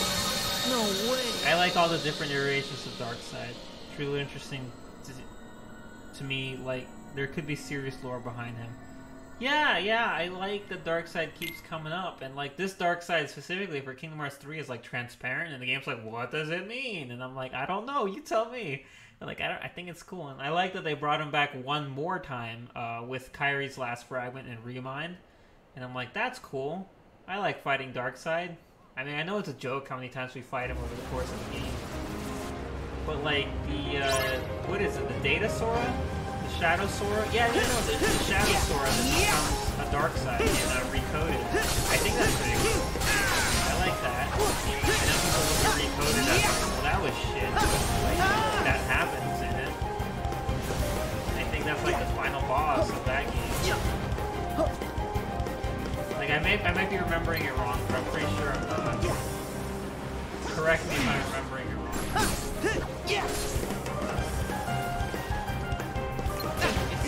It's so bullshit.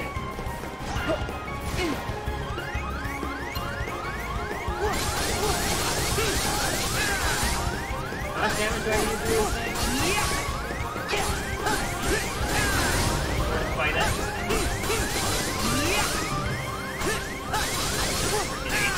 That's Sephiroth HP, but give it back.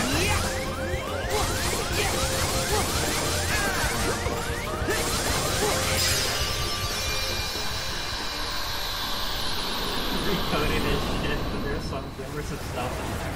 I know jack shit about recoded. I don't know anything. I don't even know how you play that game. Like, I don't know what the gameplay is like. I will say this, though. When I was watching the recoded movie, because like there's a 358 over 2 days and Nice recoded fighting. movie in the Thanks, 1.5 Sora. and 2.5 Hey, nerd. package. The recoded movie, not even kidding, put me to sleep. It took me 2 days to watch. Like I watched the 358 over 2 days in one session because I was like, this is interesting. I like this. This is so depressing. How does it end? Like, break my heart more. Like, I was interested in 358 over 2 days shit. That was interesting. Recoded, I literally fell asleep. And when I woke up, I'm like, oh shit. And I had to pause it. And I'm like, I can't keep doing this. And I stopped it. And then the next day I came back and I finished it. And I'm like, I hate this. I actually dislike this very much.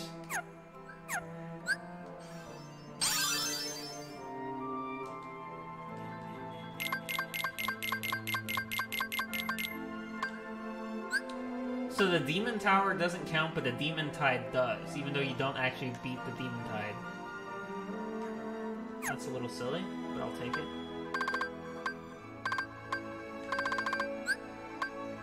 Okay.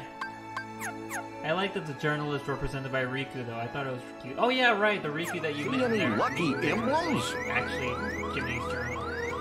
Right, I remember that. So is he your conscience?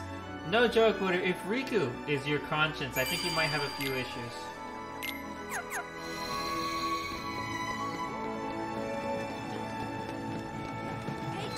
Just saying. So what do I do now for the story? Do I just leave? No, I gotta go to the place, right? The mansion? Do I do that now? Shit, I forgot. I skipped the cutscenes.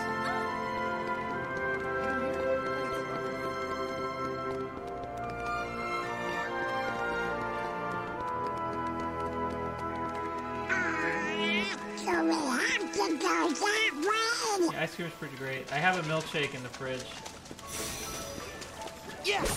Alright, isn't this the part? I can't skip this cutscene. This is when we get to see Xemnas and Ansem, and they get to be all mysterious. Right? This is the moment, right? Where they say shit that doesn't make any sense and sounds true. I'm just kidding. I think if there's anyone in the game who said exactly what they meant to say, it was Xemnas and Ansem. Which is ironic. All things considered. Like, what did Xemnas want? He wanted darkness. What did he never fucking stop talking about? I'll give you one guess.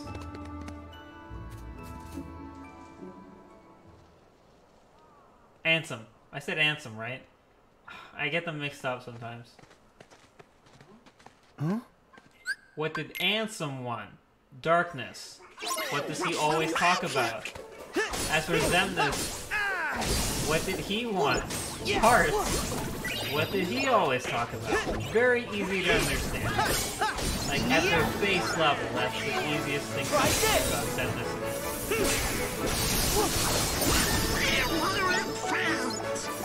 That too. The other easy thing to understand about Xemnas and Ansem is that they're very, very attractive looking. And then you look at Xehanort and you're like, dude, not making it easy what for happened? us.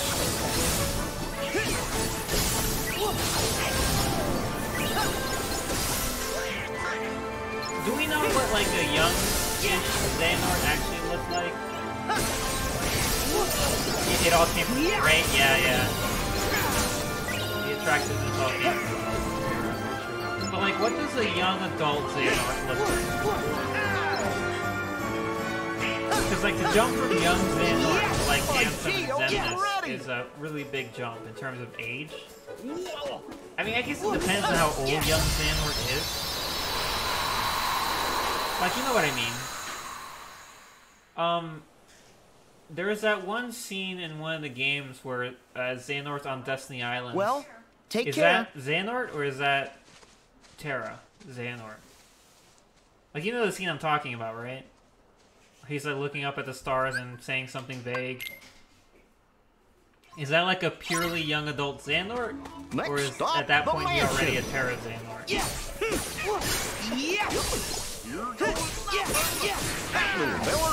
seem happy. I wish I could like describe what I'm trying to describe better. Yeah, that's what I was thinking. But I'm like, he has different clothes on, so I was like not sure if that was actually the young Xehanort or like an older young Xehanort. It's very confusing, like, because young Xehanort, like, I imagine he's like, how old do you have to be to take the Mark of Mastery? That's about the time you see in Rewind taking it. Like, that's how he looks. Go! There! It's over! I think it's like 18 or something. Yeah, that was my guess. That's what I mean. Yeah!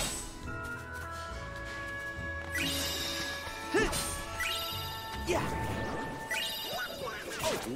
Yeah, everyone is pretty smallish. Young Eric is pretty smallish. Yeah! Yeah! I like how someone tried to convince me that all the events in Kingdom Hearts 1 to 3 took place over the course of a year. And I'm like, well, that's bullshit. There's absolutely no fucking way that's true.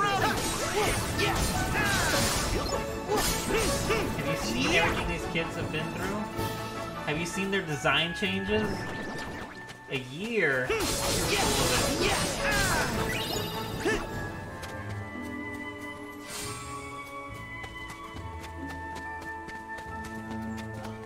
I see it. That building up Goofy, ahead. if you don't shut your damn mouth. Sick of it. Alright, what's the next boss for the trophy? Oh, okay, well, Toy Story World, so I can just ignore the fact that the codes are off because they don't matter until Toy Story Land. And young Ericus is also voiced by Drake Bell. Still funny. Still funny.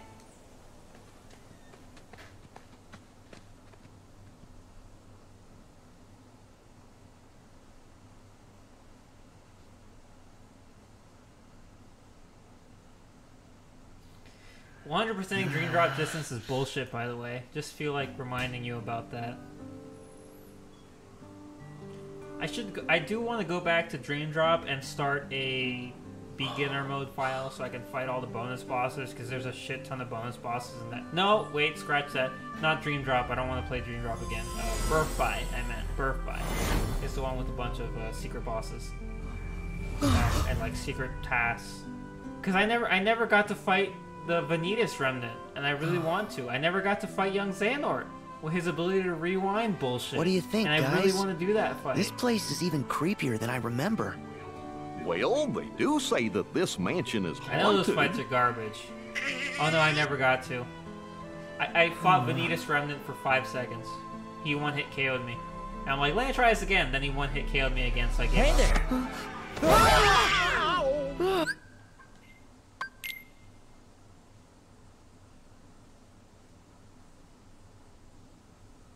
And the reason he one-hit KO'd me was because I was like level 40-something, and I was playing on Proud Mode, so yeah.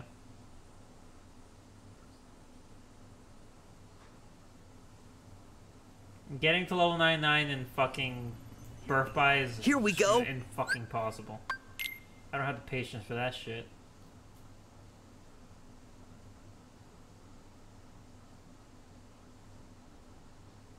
Birth By is really fun though, so I wouldn't mind going back to it to try to complete everything for at least one character. It's just I'm trying to decide which character I want to do it with.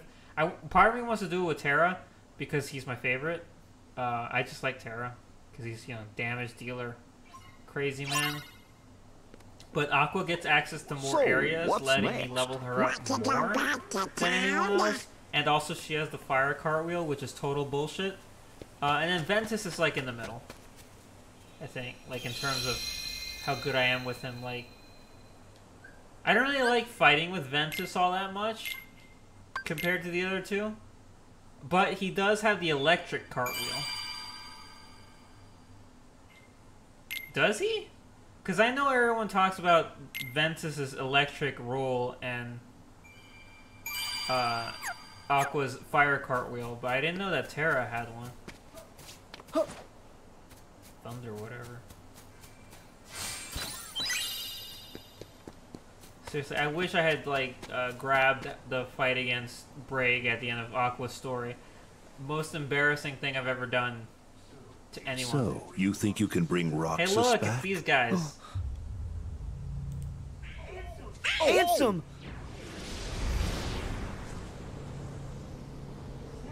Xemnas! You know, at some point, Sora really Roxas needs to be should never have stop being existed in the surprised first by this place. bullshit. What you seek is impossible. Roxas does exist. I feel like at this point, His heart's also inside Ansem and my Xemnas heart. should just give Sora And in their the phone number unlikely event you did so they can manage to call him up and be separate the like, two, darkness. Like, where at 5 is in it the you morning. think you can put his heart? Well, Roxas used to live in the They have other that kind of Twilight Town, relationship, right? right? So, I think at this I'm just point gonna they do. put him back there. Do you even realize what you are saying? The other Twilight Town is just data. A heart can live anywhere, even inside data. What do you mean, what? There are hearts all I zoned around out. us. Ansem and Xemnas used to be part of the same person, right? But look, now they exist separately just fine. If they can do it, then I don't see any reason why you and Roxas can't find a way. Oh, yeah! You tell him, Captain Goofy! In that case, by all means. Nothing would please us more than Roxas's return, of course. You wish? He'll never answer to you again. Still so blind. A nobody is what's left behind when one gives his heart to darkness. There is only one way to bring Roxas back, which is for you to give your heart up as well. Sora, have you finally decided to call upon the darkness? What? Go on then. The shadows are never out of reach.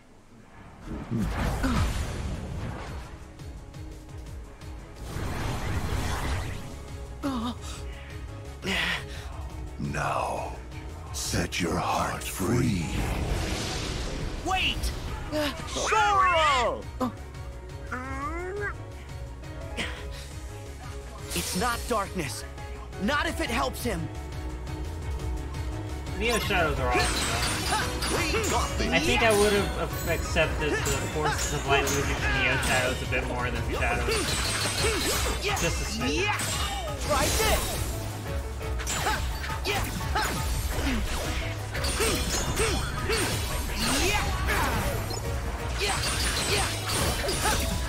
Basically, I was making a bad joke about how Sora, Sora, Ansem, and Xemnas were like on a first name basis now. So they should just probably exchange numbers at this point.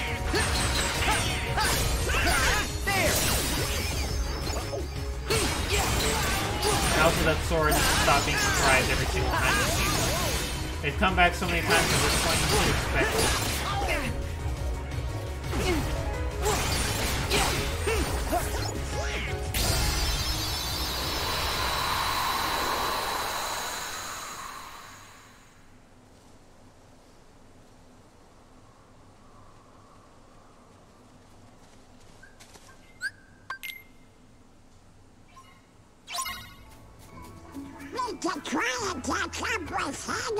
I think my favorite thing about all of Kingdom Hearts is the fact that I bet on the right horse without even meaning to.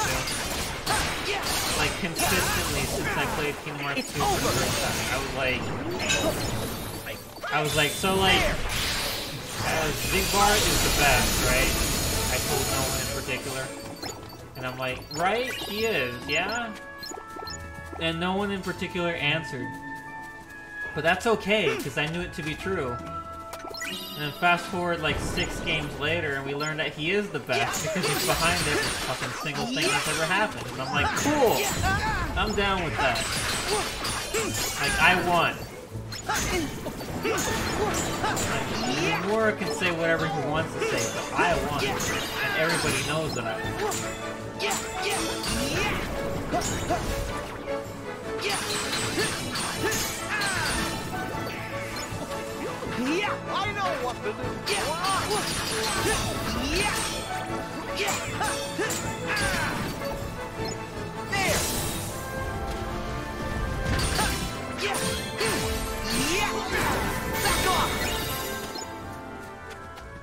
Has there been like an official word as to why Anthem got recast? It's over. Oh, you couldn't hear me? That's fine.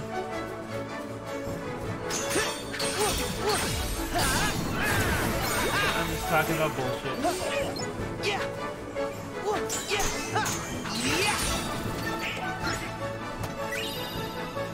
Is it a volume thing?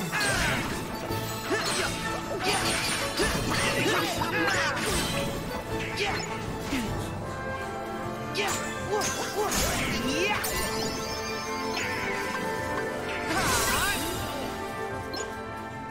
I mean, I really liked fucking Anthem's. Fucking really? Really just don't, it's frustrating every single time. Yeah, I get too comfortable and then I forget, like, if I'm speaking loud enough or not. I have a new mic, so it should be helping.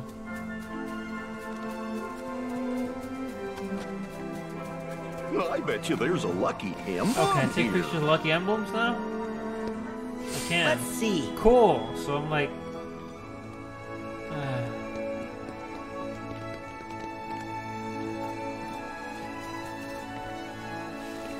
Goofy, fucking asshole.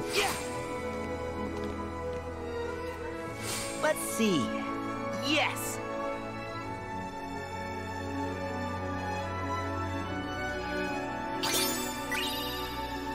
There. Oh, it gave me an AP boost. Just do these two and then never again. Let's see. Nice. There, done. Never again. Now shut up, Donald Goofy.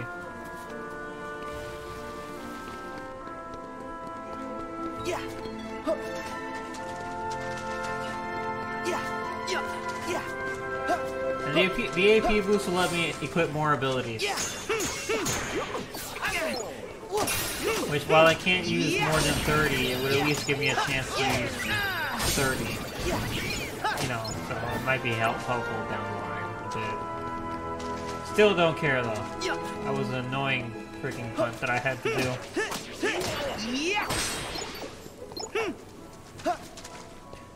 Rag. Yeah, seriously, yeah, the Aqua's fire cartwheel. Like, I don't know what the technical term is. I guess it's that it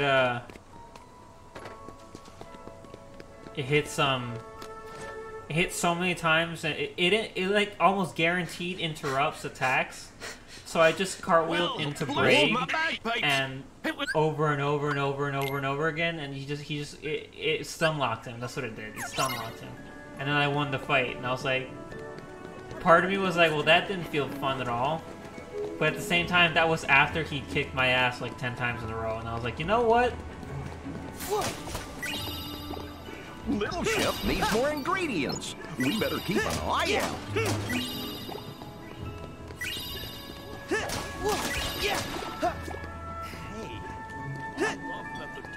Do I actually have to do this? Really?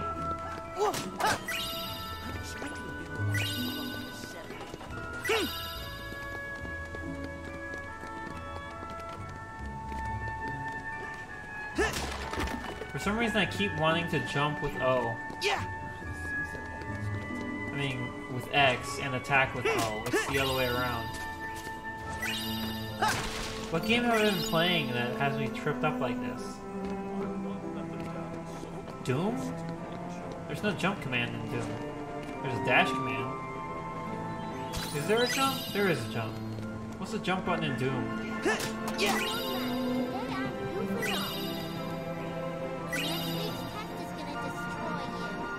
Right. Yeah. And also because unlike Terra, unlike Aqua and Ven's cartwheel and roll, Terra's is like a charge in one direction. So so it doesn't have as quick of a reset as the other two. And I don't think it can stun lock because of the distance it travels. I can definitely see though in my head like how it could be handy, the Thunder Surge. But yeah, I mean the bosses are just stupid. The birth by bosses stupid. But I want to fight them and I want to experience the stupidity for myself.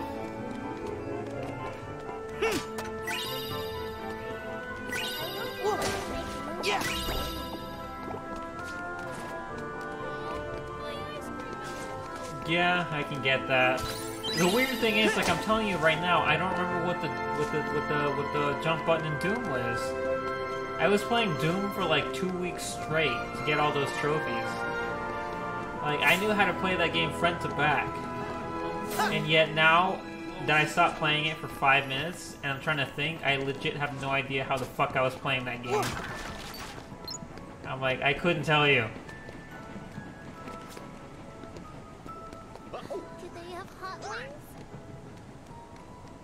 Everyone cheeses with Aqua and Zen Masochist play. Yeah, you know what? That sounds about right. Yeah, Terra just has limited movement compared to the other two, so it just naturally makes some of the bosses which can run around really fast and do other crazy bullshit harder to take on.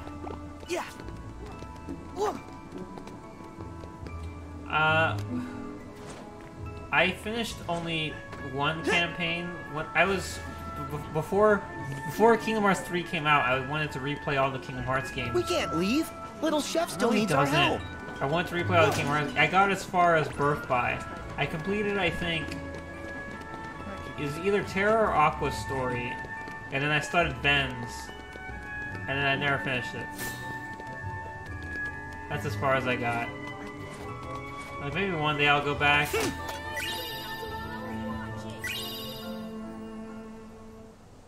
But probably not. I mean, I definitely want to go back to my completed file for whoever I finished, whether it was Terra or Aqua. Oh yeah, the classic bullshit. So that I can play all the bonus bosses.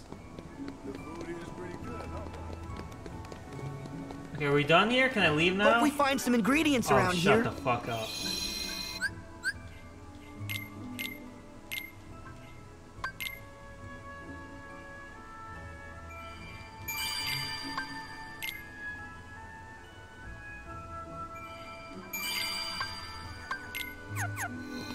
Did you hear about the PS3, PS Vita stores closing? Apparently everybody got so mad that Sony was like, never mind, we're not closing those stores anymore. I'm sorry I left without saying goodbye. Did Master Yensid tell you? But no, they were going to do that. It was first it was leaked and everyone was like, it's a fake report. And then 2 days later, Sony themselves were like, no, yeah, we're going to close the stores, and you're not going to be able to download games anymore. And then, apparently, they just reversed that decision again recently, I think like yesterday. They decided, no, yeah, we'll keep it open. What's this guy's name? Dylan. And the other one is Aeolus, right? Lexius and Zaldin. So this if you ever felt bad, just remember that they don't have a word fell of into dialogue. the realm of darkness after she dove in to save Terra. Yeah. She said he was acting strange. Strange how, exactly? She sensed darkness in him. And they ended up getting into a big fight. Hey, Mickey, I'm going to let you know something. And in the aftermath, I'm the two of them only disappeared. person in the Kingdom Around the Hearts same fandom time, that still the likes guards you. found a stranger with white hair lying unconscious here in the square. A man calling himself Xehanort. Everybody else in the world decided he's some kind of war criminal asshole. And I'm like, he's a mouse, he's cute, and I like him. A bit echo from the mic, I think, but it's fine. Yeah. Hey, Sora, I got a tip Shut the for fuck up, Dale. Shut the fuck up, Chip. Shut the fuck up, Dale. Oh my god. Hey, Sora, I got a tip for you. They just don't shut up. Where are we? Where am I?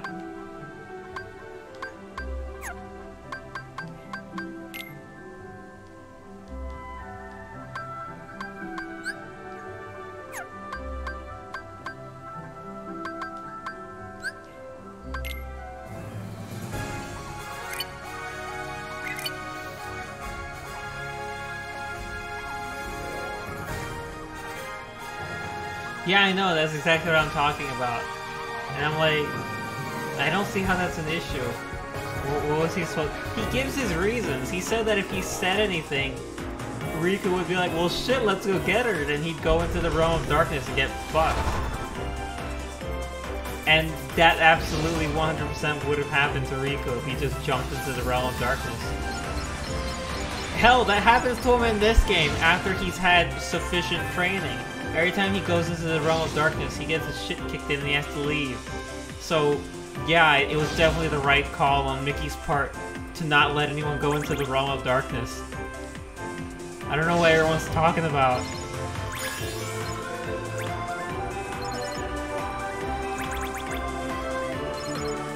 Like, if you want to say it was a bad decision, fine. I would go so far as to say it was the best of any bad decision he could have made. So it's like, I mean, what did you want him to do? Incoming! I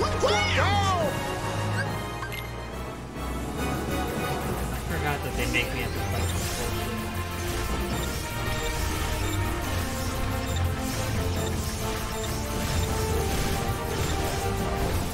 But you know, I mean, whatever. I like Mickey. He did nothing wrong. He's just a mouse. Leave him alone.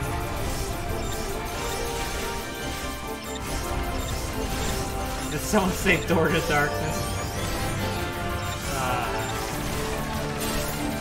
Then again, I'm also one of the few people who was not at all bummed that there were no fucking characters in this game. Like, I mean, don't get me wrong, I would have loved to see them, but at the same time, it's like, ah, well, whatever.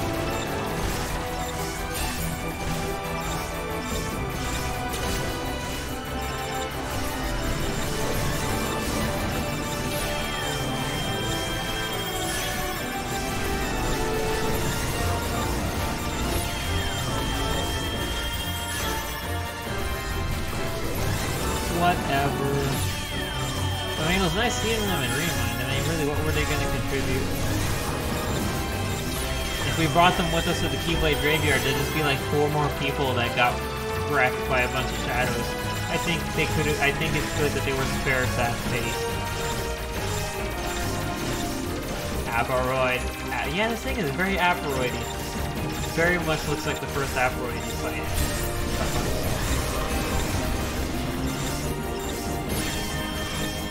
Ah, shit. Got me under thunder. Ah, they got me again. Oh no, it's unpredictable.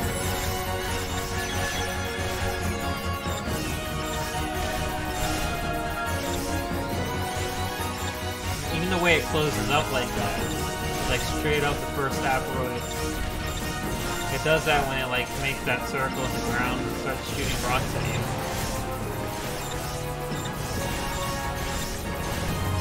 My favorite thing to do with Star Fox games is try to kill bosses before their HP appears.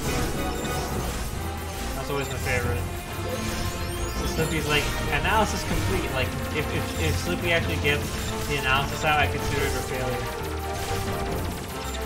And that first Asteroid boss, and especially the Andrew Awakening fight, super easy to kill them before Slippy gets around to it. The same can be said for like the first boss of Star Fox 64. That guy folds like fucking paper.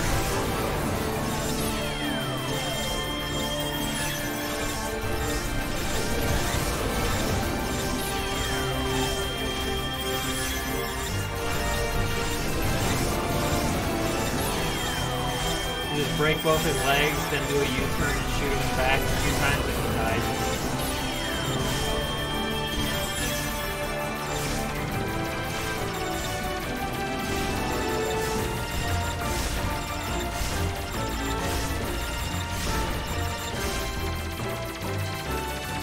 Of course, that means that the easiest way to assure that I can defeat a boss before the HP pops up is just to kill Slippy.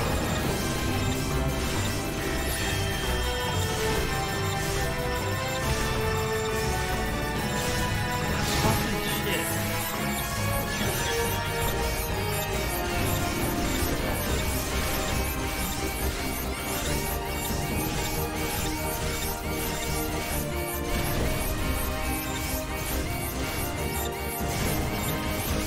You're really gonna make me redo this fight?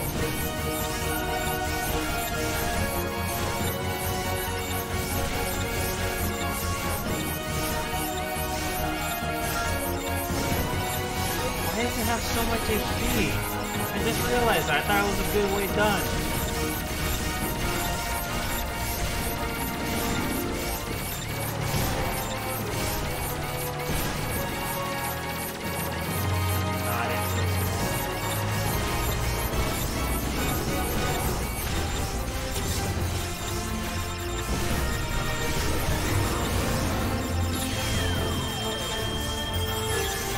Reminds me when I had to do this freaking stupid gummy ship fight when I was trying to do my critical KHIII run. I'm like, this stuff is getting in the way of the important part of the game, which is trying to survive critical bullshit.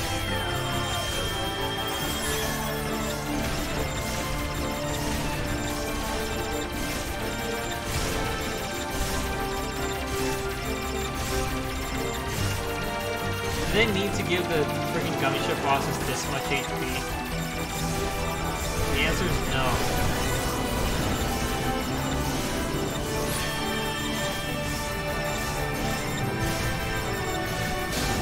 Come on!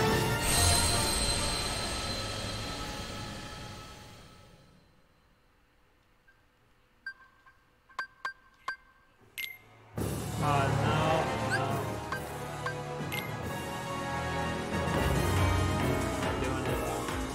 Let's see. Where am I? Over there? I'm heading the wrong way. I gotta turn around.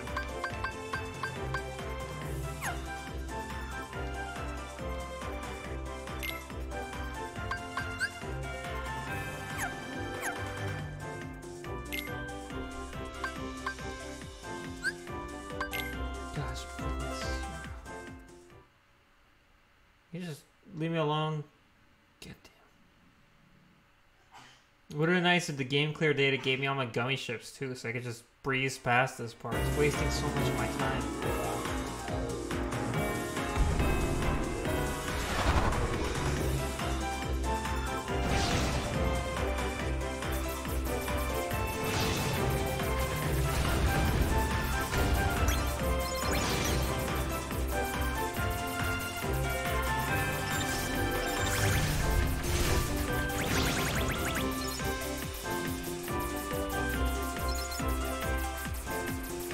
The gummy ship was the most fun in Kingdom Hearts 1.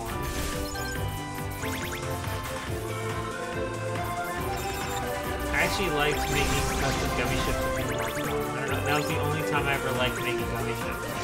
I tried doing it in 2, and they give you a lot more options, but like, it became a lot less fun for some reason.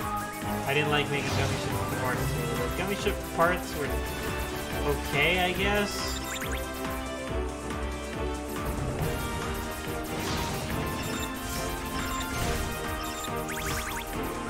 My main issue with this one is just that the bosses are forced onto the way.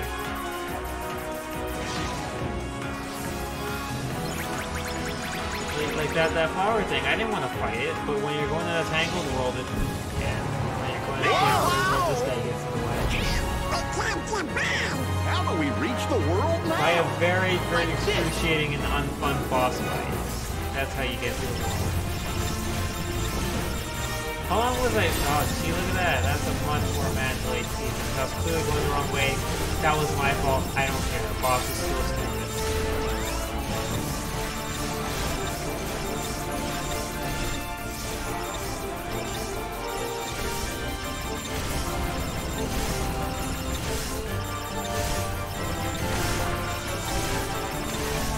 I actually fought and beat like the super boss of the gummy ship, and I had to. It was insane. It wasn't fun at all. It was a really, really, really long fight. I was just doing this over and over again for 20 minutes. And giving it.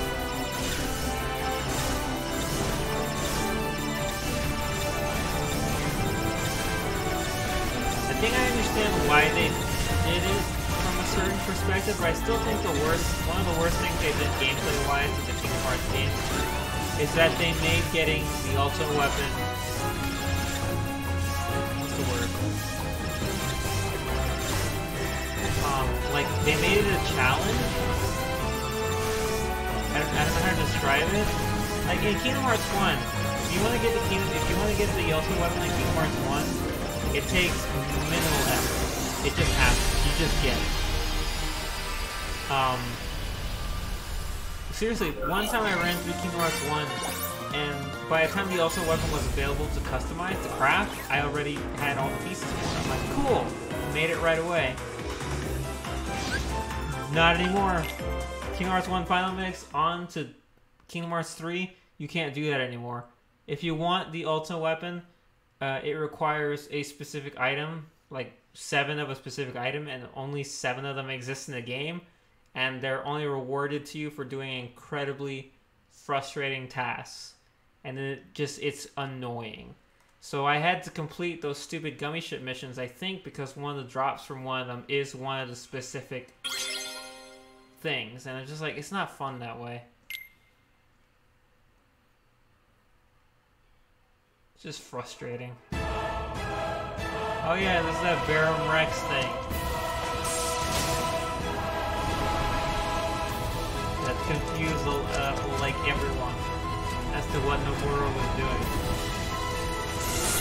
I just think it's pretty amusing that every single section of every single planet in the world in Kingdom Hearts 3, like they have like this little thing that starts at the beginning of them. I think it's pretty funny. This is the oddest one of them all, being a commercial that they're watching in voiceover.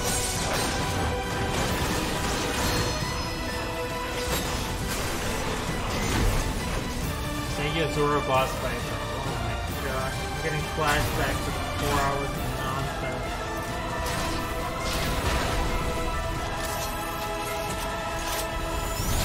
And I watched it like and I did it all on my own. There was like no one there to watch me suffer.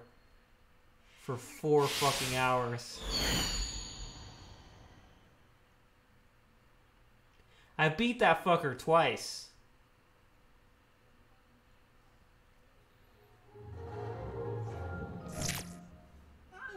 I was watching that! Shut up. I beat Yuzora, I think like 3 hours in, but I didn't realize he had stolen my Kugo coin. And so it didn't actually count. And then I was like, well, fuck this. I got extremely mad. And I beat him again later. And I was like, I'm not even happy about it.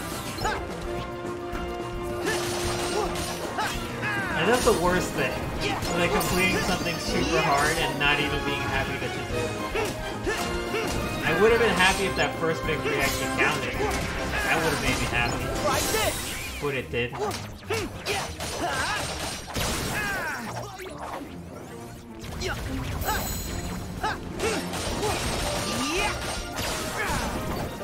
It's over!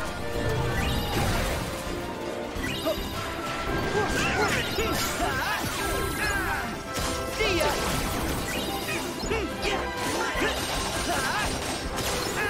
I learned that boss fight inside and out.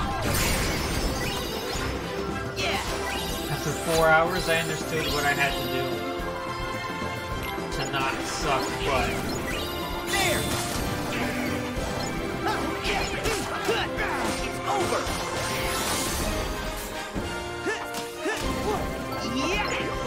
I think the funniest thing is that you can counter a lot of Yuzora stuff by activating your drive form.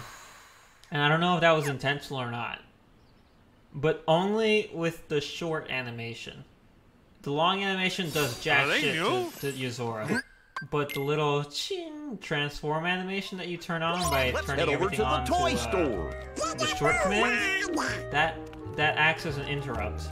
And if you use it in certain points, it can leave him vulnerable, and it's freaking glorious. I abuse that fact in order to counter some of his moves that I'm physically incapable of countering. Like the stupid prism that he tries to lock you in.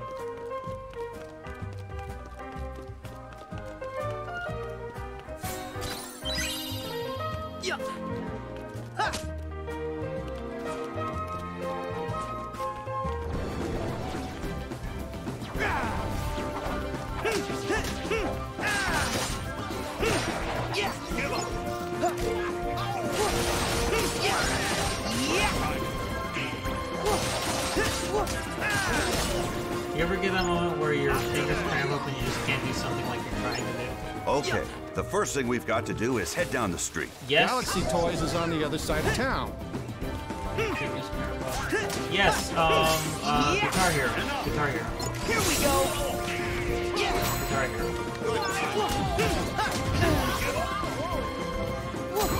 Master of Puppets on hard difficulty. The, how do you call it? The basic beat of the song.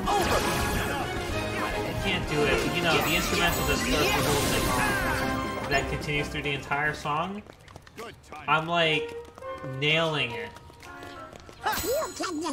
Like when the song starts, I'm like, yeah, I got this. This is awesome. I remember my mom was actually watching me do it and be like, how are you doing that?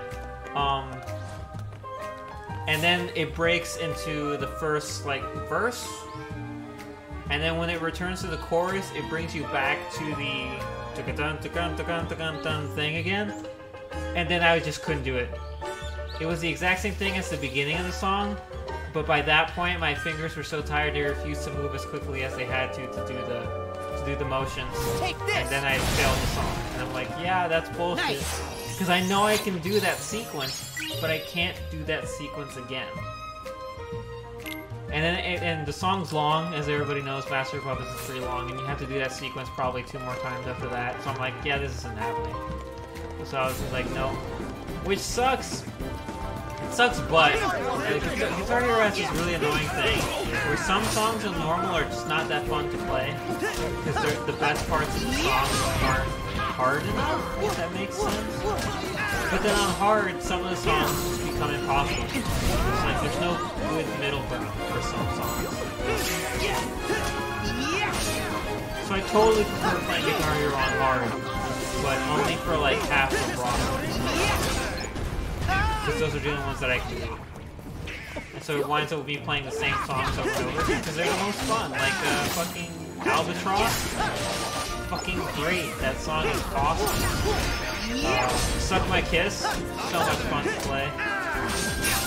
Merciful Fate. Merciful Fate, the 11-minute song in Guitar Hero Metallica is a fucking joy to play because I can actually pull it off. Even 11 minutes. It's just fun. The other Merciful Fate song, the actual Merciful Fate song, the single one, is Merciful Fate is a Metallica cover of like 4 different Merciful Fate songs. But the actual one that they have with the creepy musicians of the band, that one's up there.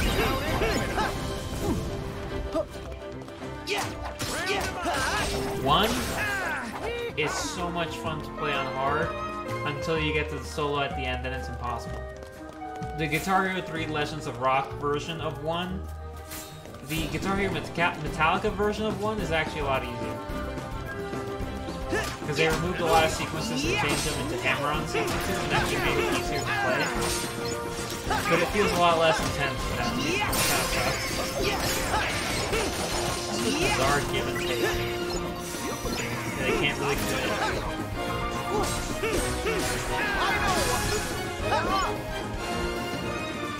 One's a lot of fun.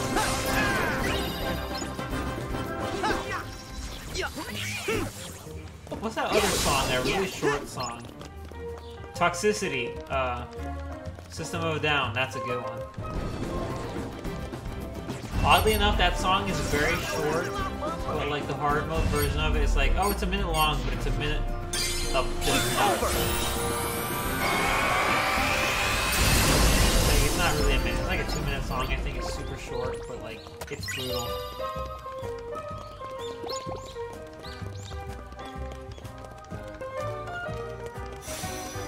I think the last time I used the Wii U was to play Guitar Hero. A minute of pain. Yeah, and then after that was oh yeah, you know, I haven't finished DK64 yet. I'm at the end.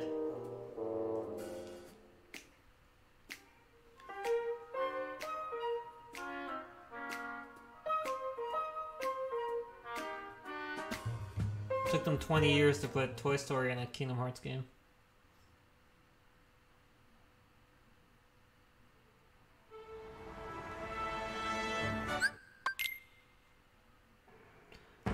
The robots. The robots.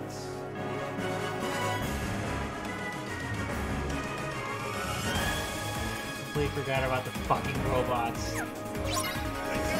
How do I forget about the fucking robots? That's the whole gimmick of this fucking world. Forgot that the robots fucking existed. I was living in a happy world where the robots didn't exist. And now the robots exist, and I have to put up with this bullshit. That's the whole mechanic! Yeah, this is not Alice Toy Bar. Isn't it weird that they didn't take you to Alice Toy Bar or keep the planet and they made a whole unique area instead? Very strange choice.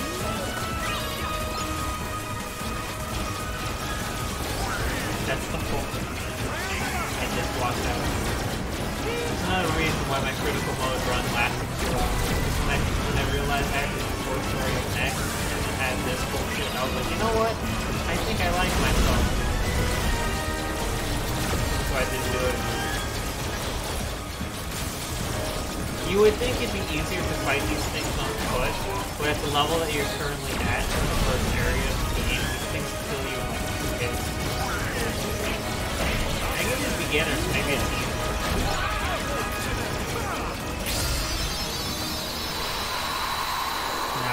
Else it would be weird that they didn't use the Hercules story ever. Oh, I see what you're saying. Yeah, the purple one's pretty good. I think that's my favorite one. No, whatever. Hurry, Sora!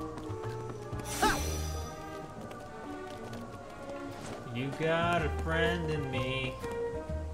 You got a chicken in me. This movie's really good. Say, this looks like Have a you way seen the in. sequel? I highly recommend that shit. Yeah.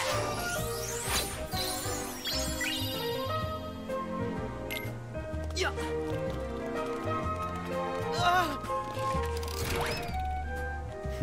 3 rails. Yeah, and each one leads somewhere different. Oops. Yeah, 1, 2, 3. I like 1 and 2. Yeah. Yeah. It's good times. I like Toy Story. It's a good one. It's a good song. What's the song called again? You Got a Friend in Me? Yeah, it's a really good one. It's a really good Disney song. Still got nothing on fucking My Funny Friend and Me. But then again, that might just be my bias for everything Emperor's New Groove related. Why was Emperor's New Groove not in Kingdom Hearts yet? That's fucking bullshit. If they don't put it in Kingdom Hearts 4, then I'm gonna write more in it. Here we go.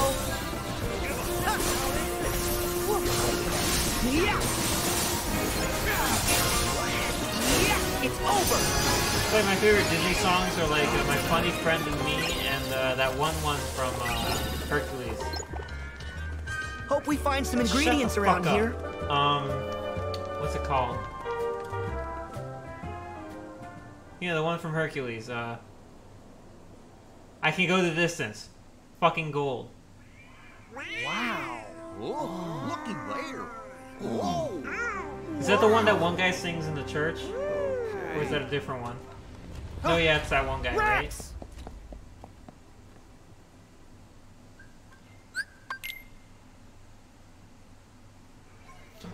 this does not count as a boss encounter.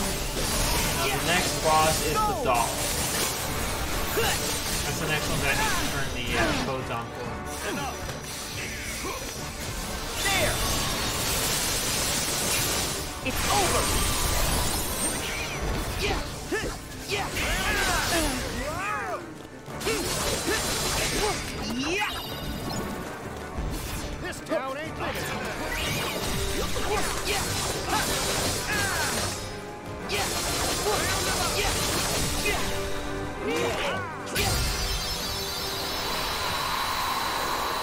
This town ain't big enough for the 2 of us.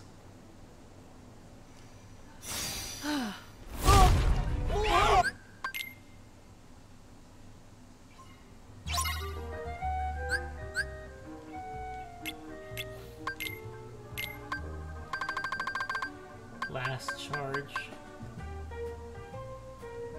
Heat slash.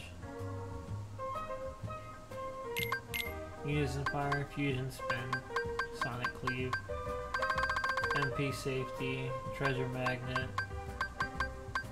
combo plus, magic combo thrift, auto finish. Do I have that freaking? Do I not have like a double jump? Aerial. There's aerial recovery. Oh my gosh, I need it. I need it. I need it. I need it. I need it.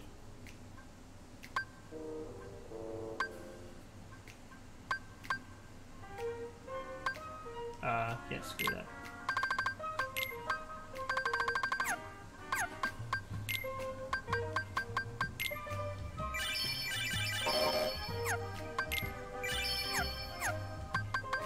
Let's give it all to Sora. I don't care about Donald and Goofy. Not for this run.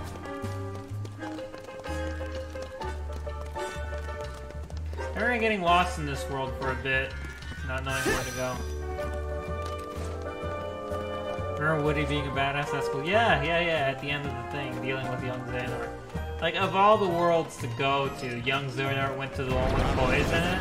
I think he regrets not having an action style.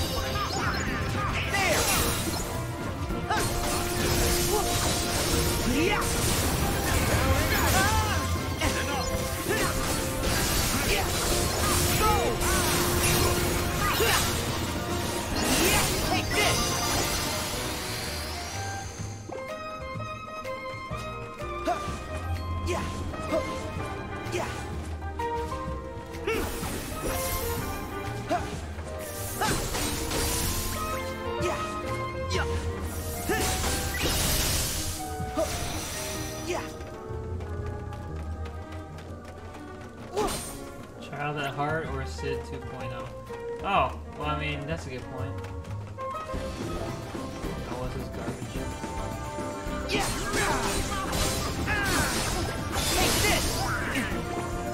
Every time I wonder if I'm going too quickly, now, go, I remember that these protos will reduce me back to level 1 status, so it doesn't matter. It's over! We gotta slip through while the fans stop.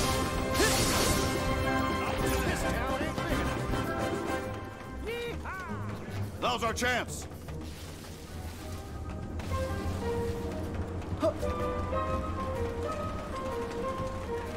Nice. Classic King games. Drove me insane. I had to complete them as well. What's the point, depression? What? Yeah. Yeah, exactly. Actually, yeah, you're right. I wish I knew where fucking the doll boss fight was. Is it in here? The dolls?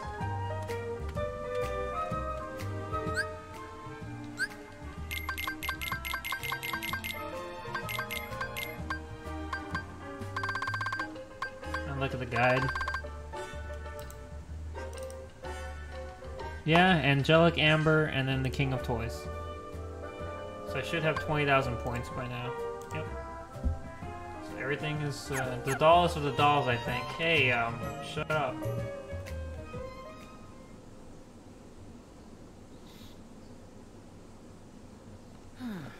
This is Babies and Toddlers. Where do you guys think we should start? Shut your mouth, Woody. Gosh, I'm kind of worried about our new friend. So long. I guess the fight is yes. Yeah. This area, I don't know.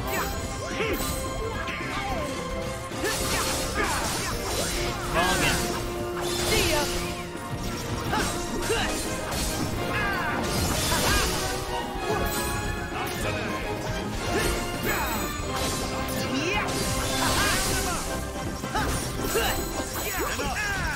Back off! Yeah! Take this!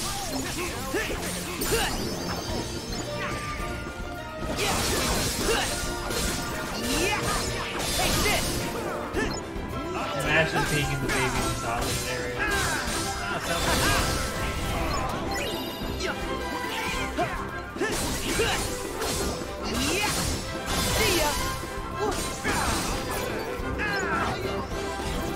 Really odd things where I don't get why Kingdom Hearts gameplay changes as much as it does.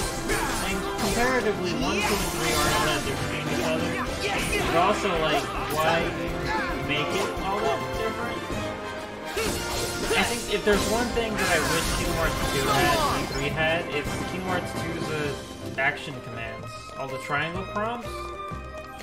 He doesn't have any of them. And it's like, that was so helpful. That was so helpful. With so many different enemy types. Being able to redirect them or dodge around them and shit.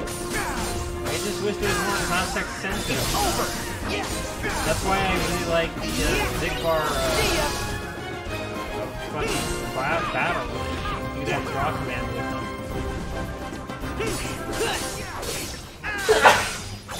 Sorry about that. I tried covering my face, hopefully it wasn't too loud.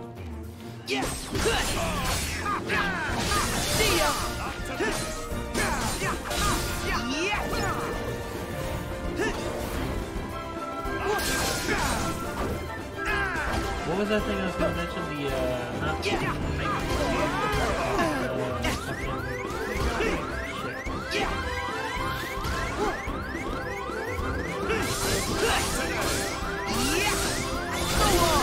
Play places. Are play places still fun, or are they kind of bullshit?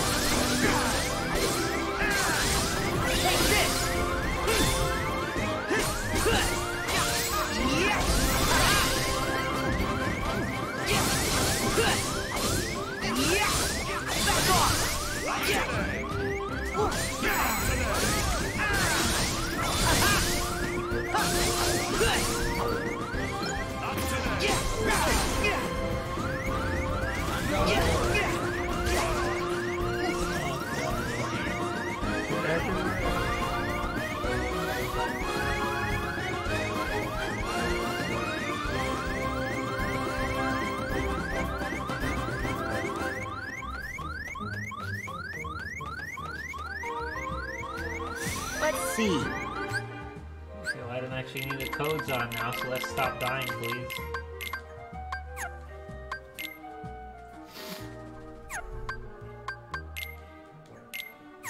I do have cure. Cool. It's not like I can use it. Heal. With the pro codes on, but at least I have it. Yeah. Why did you heal me, Donald? I was totally fine. You freaking wasted space.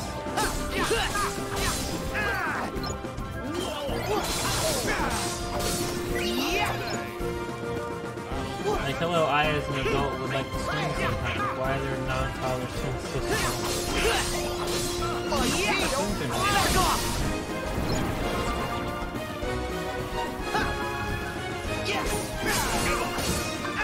Like this!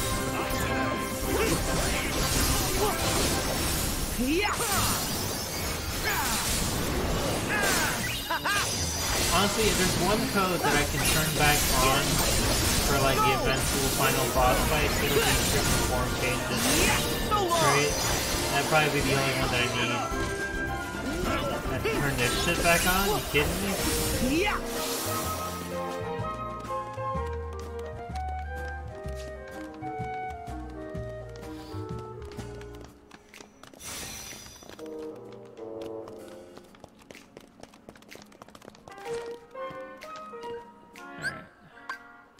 I can't remember what it is that triggers the boss fight.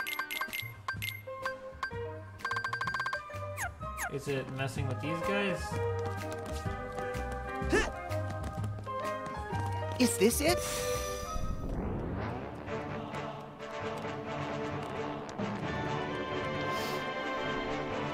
Come on, Sora. You've never used a record player? Huh? Oh my gosh, Woody, listen to me.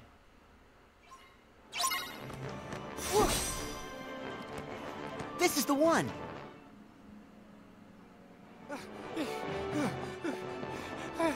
reminds me, we have a Woody. There's like a Woody plushie at work that I don't know when it got there. He's a pretty big one. He's got a rope on his back. You can play a bunch of. Oh my gosh! You know what's really funny about this? The green light pointing to where I have to go. Doom. Green lights in the environment tell you where you have to go all the time in Doom. Yeah. Yeah. Okay, this is what triggers a fight. But the Woody thing, the funny thing about it is that someone is going around moving the doll all the time, like between shifts. So every day when I came into work, he was somewhere different. And sometimes legitimately frightening. I opened the lockers in the morning to put my stuff away, there he was. I opened the fridge to get my lunch, there he was, sitting in the fridge. This fucking Woody goes everywhere. He's on the freaking shopping cart. He's on the computers. Like I've never seen anyone move him. It's just 1 second he's over here, and the next he's over there now.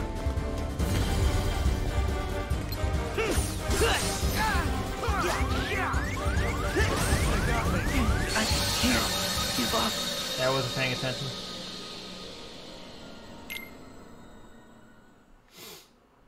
I moved him myself once. I put him on top of the highest shelves that we have, and I was like, cool. Or I sat him on the staircase once, I think. It's just really funny. Because like every day you come in, you're like, where is he today? Okay, here we go. Once again, I was trying to jump because I knew that was going to happen, and I didn't jump because I forgot how to jump.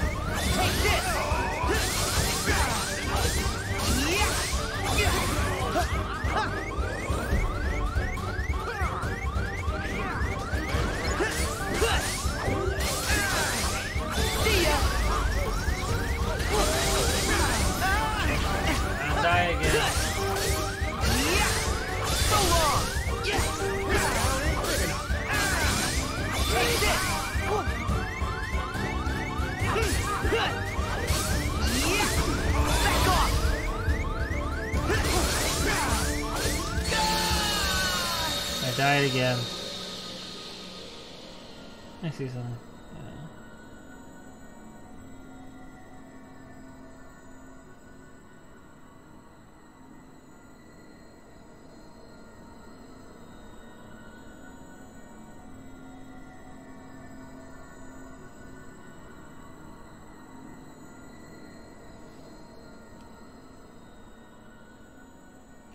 Let's see. Okay, branch of Keyblade.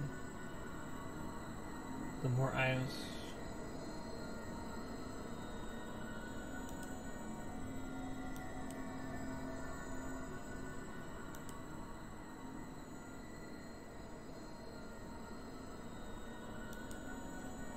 Apparently, what? That doesn't make any sense to me.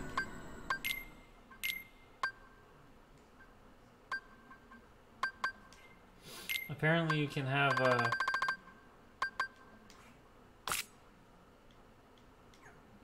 oops. You can use things that boost your defense in order to cancel out the 0 defense thing?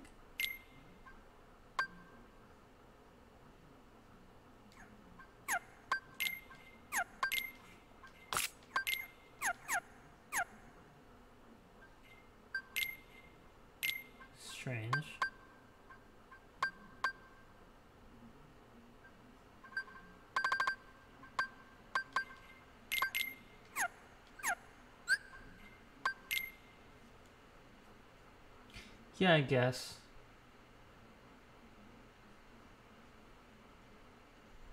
Okay, apparently the Grand Chef Keyblade has an ability called Wizard's Ruse, that there's a chance that you'll recover HP equivalent to the amount of MP that you expend.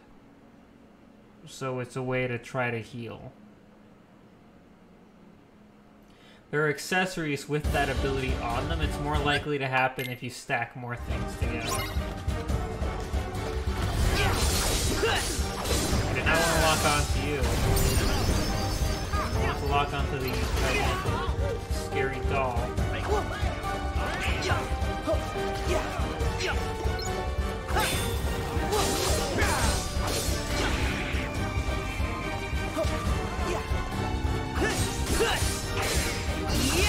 It's over!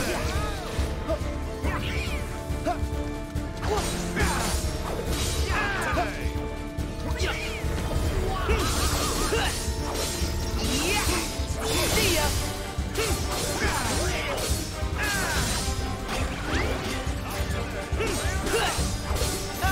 I was about to say this telegraph is moves better than the other stuff I fought. That spin is still pretty sudden. So long!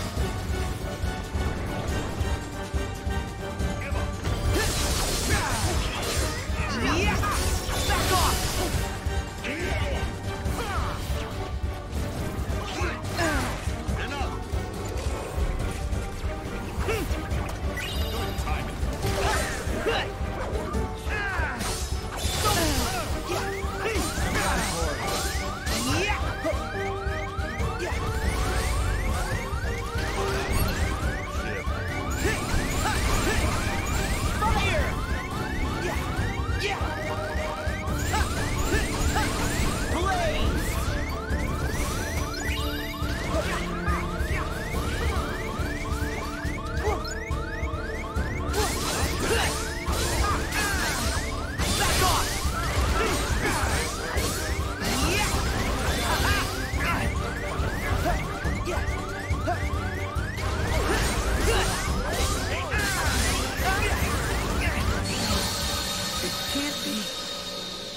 Chance time? This is such bullshit.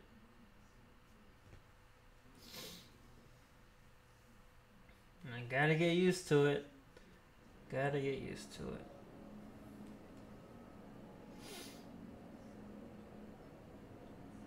I'm gonna try to stop by the Moogle shop the next time I see one and see if there's anything to do about it. You're going right on me.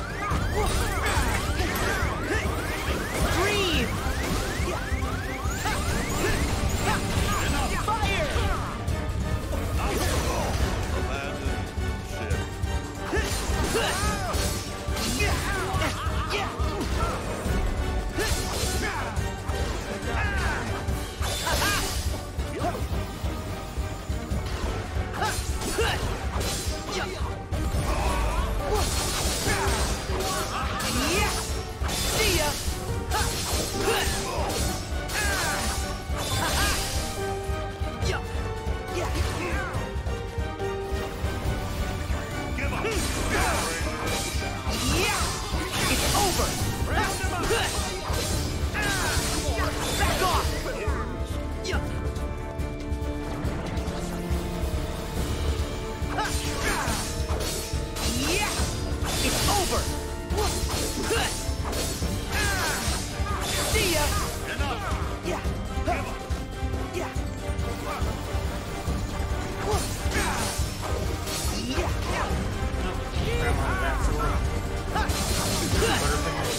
Just got to the butterfish.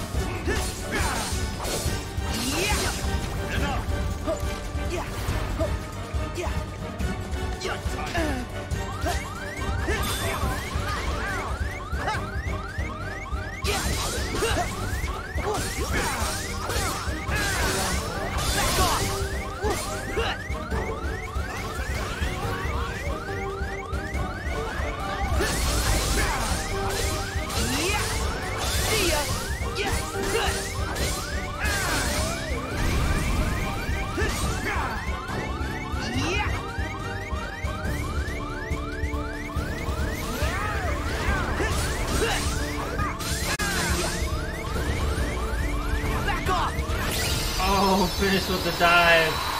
Freaking awesome.